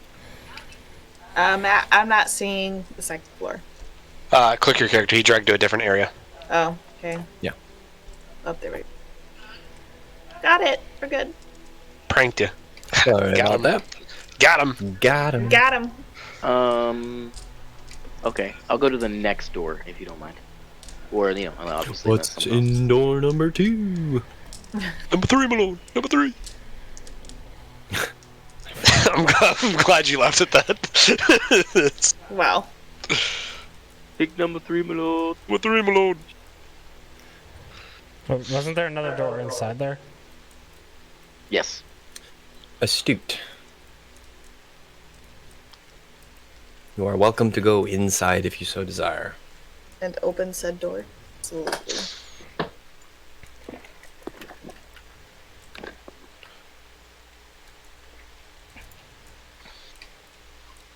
Oh. You open the door and find a little closet Ooh. where more uniforms hang.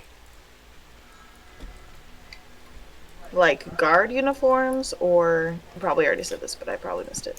You brush aside some of the uniforms and see that the dumbwaiter leads up to this particular room. Interesting.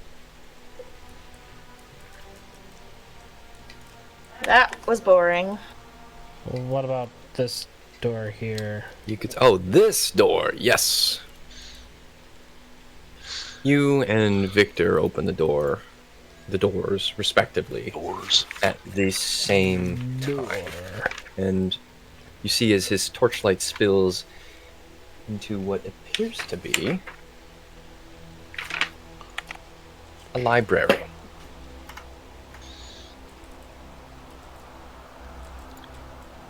Oh, you open a closet. Wait, or do you? Yep, you certainly do. It's a closet. It is a room of all time. Lol, got him. Never mind. Braden finds the library. Aiden finds a closet stocked with lots of the things that servants would be keeping in near proximity to their living quarters. Could I open Not these doors on necessarily the their other side? belongings, but the belongings of the house. Would Victor... You want to check the other side? Yeah. Oh, I'm sorry. Alright. I'm not. No, fuck you. Victor walks I'm not into the sorry. library, accompanied by whoever else would like to go inside, while Brittany opens the door opposite. I'll go with Brittany. My question is, would Victor realize that this square beside him, on his, well, I guess his facing forward, is also the same What is this? walls that were downstairs that also didn't have a door?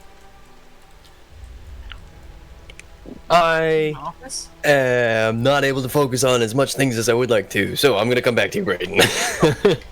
I'm so sorry. You're fine. Now, Brittany cracks open the door to this room, and light filters in from the dim day outside. It's a very well-windowed room, and as you walk inside, you realize that you found something of a ballroom. Is that a piano?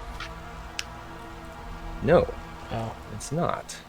It's a harpsichord. A harpsichord? Ah. You find the conservatory gossamer drapes sit next to the open windows of this elegantly appointed hall. A brass-plated chandelier hangs from the ceiling, and upholstered chairs line the walls of this tiled room. Stained glass in one of the windows depicts... a stained glass wall hanging depicts beautiful people, men, women, and children, singing and playing instruments. Meanwhile, a harpsichord with a bench, something that you've very rarely seen, Brittany, rests in the northwest corner. There's a fireplace in this room as well. And near it, a large standing harp. Evidently not pictured here quite yet. Turns the harpsichord up on its side.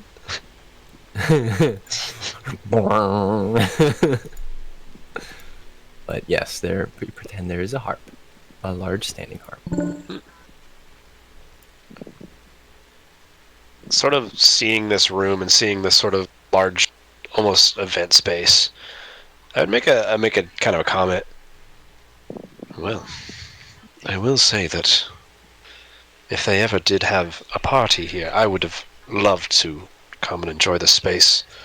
I mean, it seems right at home for you, doesn't it, Brittany? I mean, a performer like you would,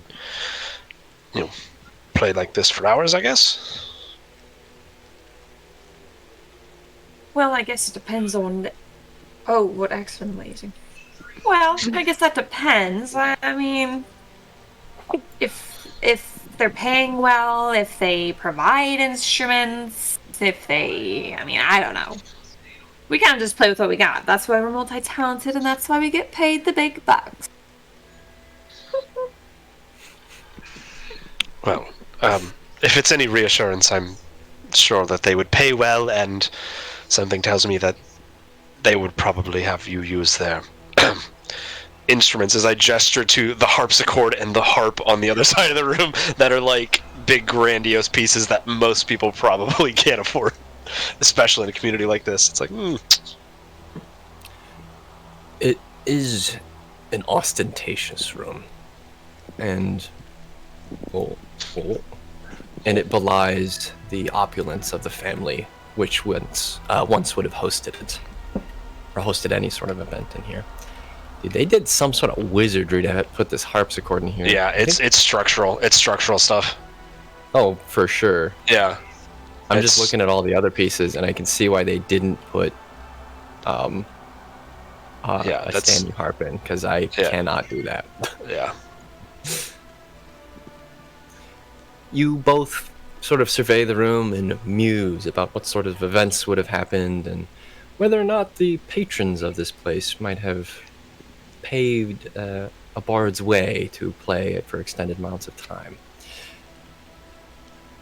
Do you do anything else in the room?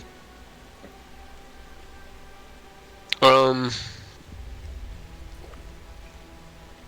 gonna go test it out. See if it's tuned. As she does, I'm gonna walk to the sort of the opposite end of the room, looking at both the sort of the books and the large hearth.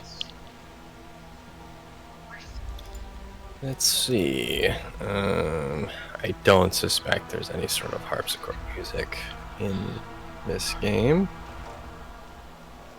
Not gonna bet on it. Anyways, yes, Brittany, you go to check the harpsichord and pluck a few, or rather, plink a few keys on the board. You find that most of them are strangely in tune. This is a very, very well cared for instrument, given the nature of the village it's placed in. Except for one. One doesn't play at all. You tap it, and it sounds like a dull thud as the hammer thwaps against something, but not the string. Well, that's just disgusting. What is blocking the sound? Can I, take a look? You pop open the cover for the strings and look to see that the key that you had been hammering at has a mouse unfortunately decaying exactly where you had just been pressing the key. Oh my god. I'm gonna shut it immediately. Just shut the lid. You close Would it the slam? cover on its bulging eyes as. Yeah. I mean, do you slam it? Yeah, I'm freak out. And then I run far away. The rest of you from the other rooms hear this lovely little sort of, you know, how people who play instruments test the instruments with a little tune. Brittany does this, and she plays a little something or other, and then suddenly you hear silence, a confused sound, and then as the cover slams shut. As she would slam the cover, I would turn and like draw my crossbow to see if something had jumped out, only to see her like wigging out at like the piano or the harpsichord. Sorry. Actually, it's a harpsichord. That's why I corrected myself. They are very different instruments.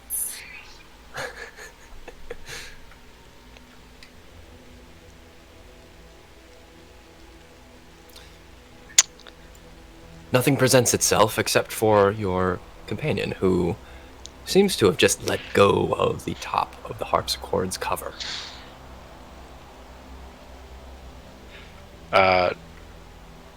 With caution, I'd make my way back over, with like a bit of like speed to it, like thinking that something had jumped out and was now hiding behind the harpsichord. What is it? And I'll kind of like motion for. No! Just leave the lid shut. Leave it shut. That key can not work permanently. I do not care. I do not want to see that disgusting thing again. Let it rot. I'll message, or I'll like mentally send the Chibi Robo Boy over to look inside the harpsichord. Yes. Also, side question: is the hearth also lit? The hearth is not lit. Okay. It is in this example room. But yeah, but it's okay. But it's not. It's not, dude. It's not lit. Yeah, so your little compatriot goes to check and cracks open the lid, and you see the same sight. That little mouse sitting on one of the keys. Right.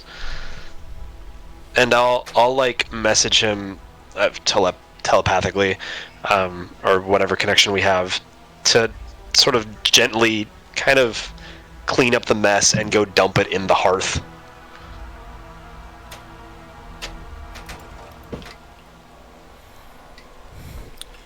And so you do. And so he does, rather. It scoops up what it can of the disintegrating corpse of that little mouse and tosses it into the coals of the fire. Or should I say the ash, given that it's not meant to be lit. Also, that's the best standing harp you're going to get for now. Yeah, that's good. If you're coming to my TED It's a gothic harp.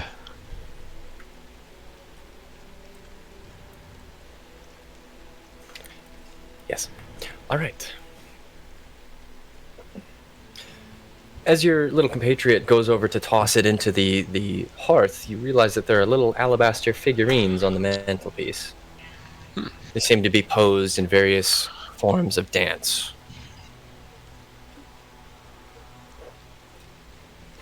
Is it a single figure or a double figure? Oh, it's many doubles. And like I didn't know if the figurines were like a statue of like two people or if it's just individual figures. It's okay. So, individual single sculptures laid across the top of the hearth. Yes. Same style. Think Precious Moments. Okay. Oh God. Oh no. We're back to just little people for adults. No, not quite that bad. They are like more proportional and stuff. Yeah. But yeah, little figurines essentially. Would it look like it's just a bunch of people dancing randomly, or does it look like sort of dragon dance a la Avatar: Last Airbender? Like it's. You go up to look, and observe, and you see, actually, on a second closer look, that the figurines are actually carvings of well-dressed skeletons. Oh. Very finely made. The arms, delicate as they come, with a little space for the ulna and the radius of the forearm and all the little divots of the hands.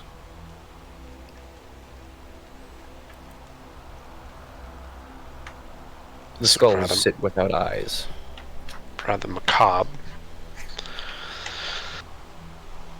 But again, do the figures look like they're dancing? Just a couple dancing look like to dance, or they could be dancing together. They could be positioned separately to dance on their own, so to speak. Okay, but there's no coherent pattern for them. No more than what they were displayed as. Okay. I will leave it as it is then, and I will head back over towards the main door, towards Brittany, where she is. I don't know. I won't say cowering. Cowering is not the right word. Certainly. Moved to. Yes. The two of you begin to exit the conservatory. And that's when we sort of change our perspective to those who have entered the library. Who goes there once the door is opened?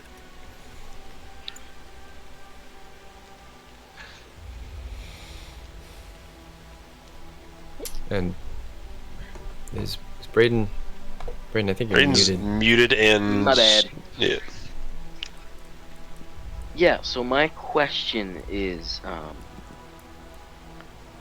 me get a line back on where I'm at.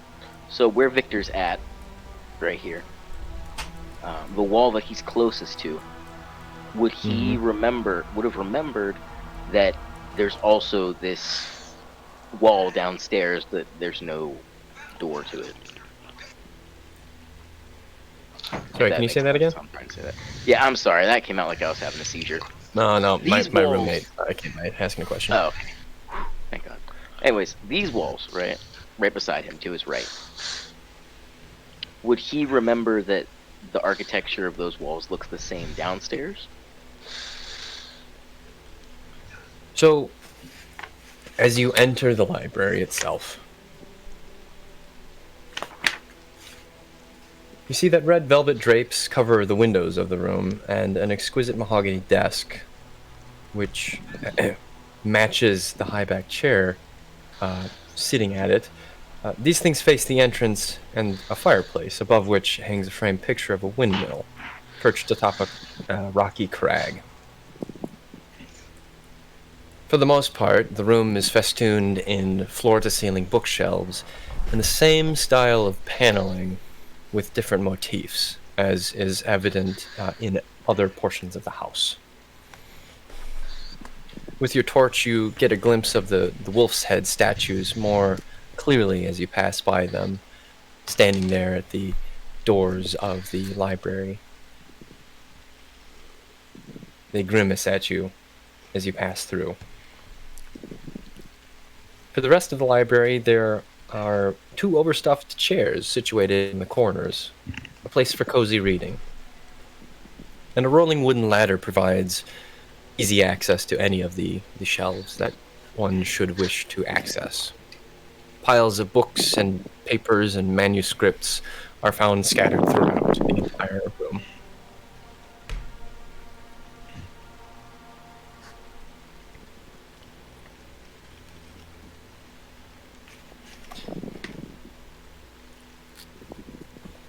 So,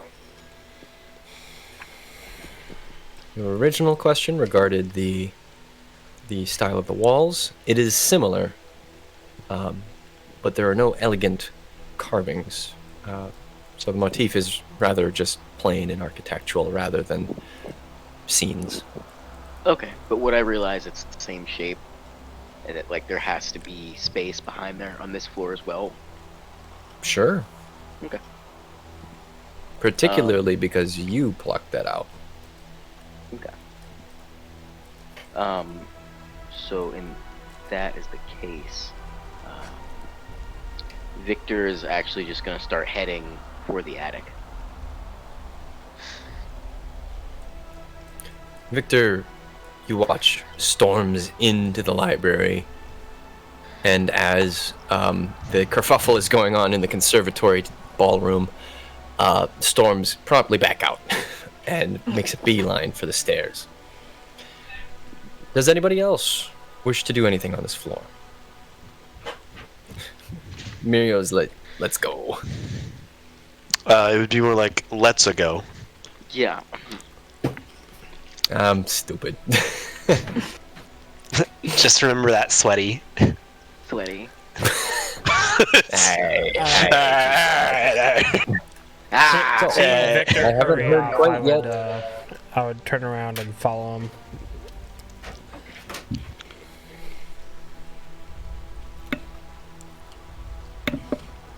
Okay, cool. You follow him. Sadrin, I see that you put your mini next to him. Do you also follow? Okay. So the three of you begin to make your way upstairs. There's just one left. I guess Mirio also goes. I would yell out to the other two. Victor looks like he's headed off upstairs. We're moving up. As I walk by their door. Yeah. I'd say you hear that just about as whatever's happening in the conservatory is also resolving. And so everybody is free to go up to the third floor, rather.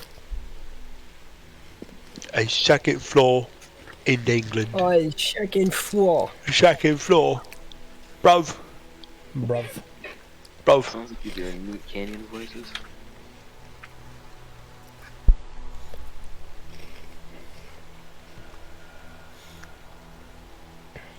Right. So.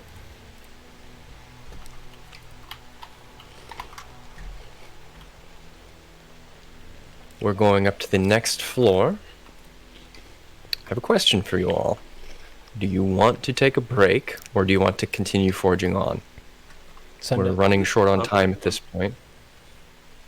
I'm good either way. Okay. I'm good just keep it going. All right, I hear no... I'm good either way. We immediate should keep going, I think. Okay. Then we will...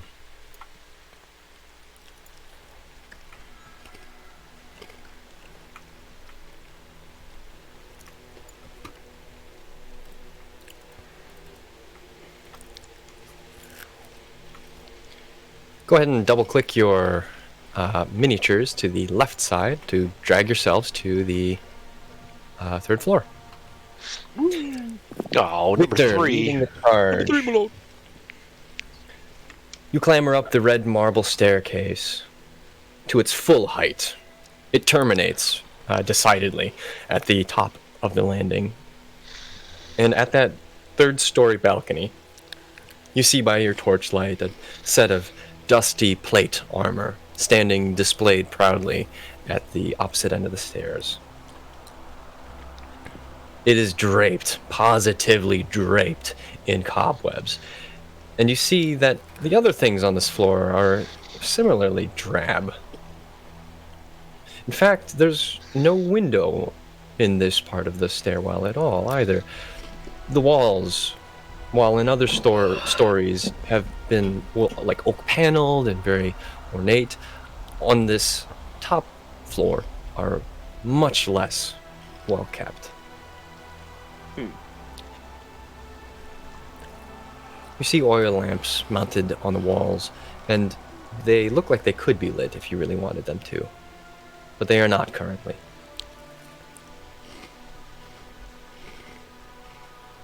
Okay. I'll go down the hall this way, trying to give a rough guesstimation of where I was on the previous 2 floors, and I'll open this door on my left.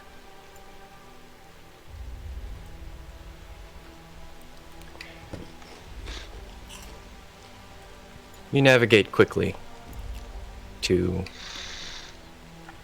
brush past all of the aspects of the house, and go to the right side. Just as Adrian goes to the left and as the rest of the party begins to spring into action. But you have to go through this little tiny area. You look up at the suit of armor before you pass, and then quickly focus your eyes on the right hallway. And it is as your eyes meet the door at the very edge there that you'll hear behind you an unseeming clatter of metal. The rest of you look to see as the grip of the plate metal tightens around the shield, and the left arm reaches back, not for a weapon, but to strike. It is 10:12. Some of us are very tired right now, and we've hit a good point where we can either delve into combat or continue in another 2 weeks. I think that's a good Scooby-Doo suspense point, though. That's fair. Yeah. I would agree. I feel like if we do Then let me combat close now- out more finally.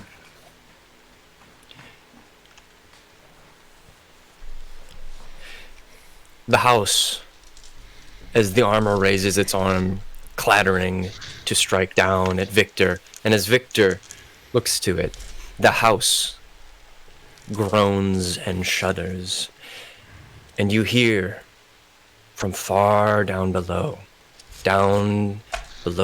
even the base of the stairwell, which is so clear to your ear, you hear that same screeching. And Sudriel, you realize this time that it is not the door, but it is something much, much more sinister. And we'll come back to this poised point. Let's go. Next time. In the beckoning mists, baby. Thanks for playing. That was a good Bye, session. guys. Thank you, Matt. Yes. Thank you, Matt. That was great. Thanks, Nice stuff, man. Thanks, buddy. Very good. Thank you.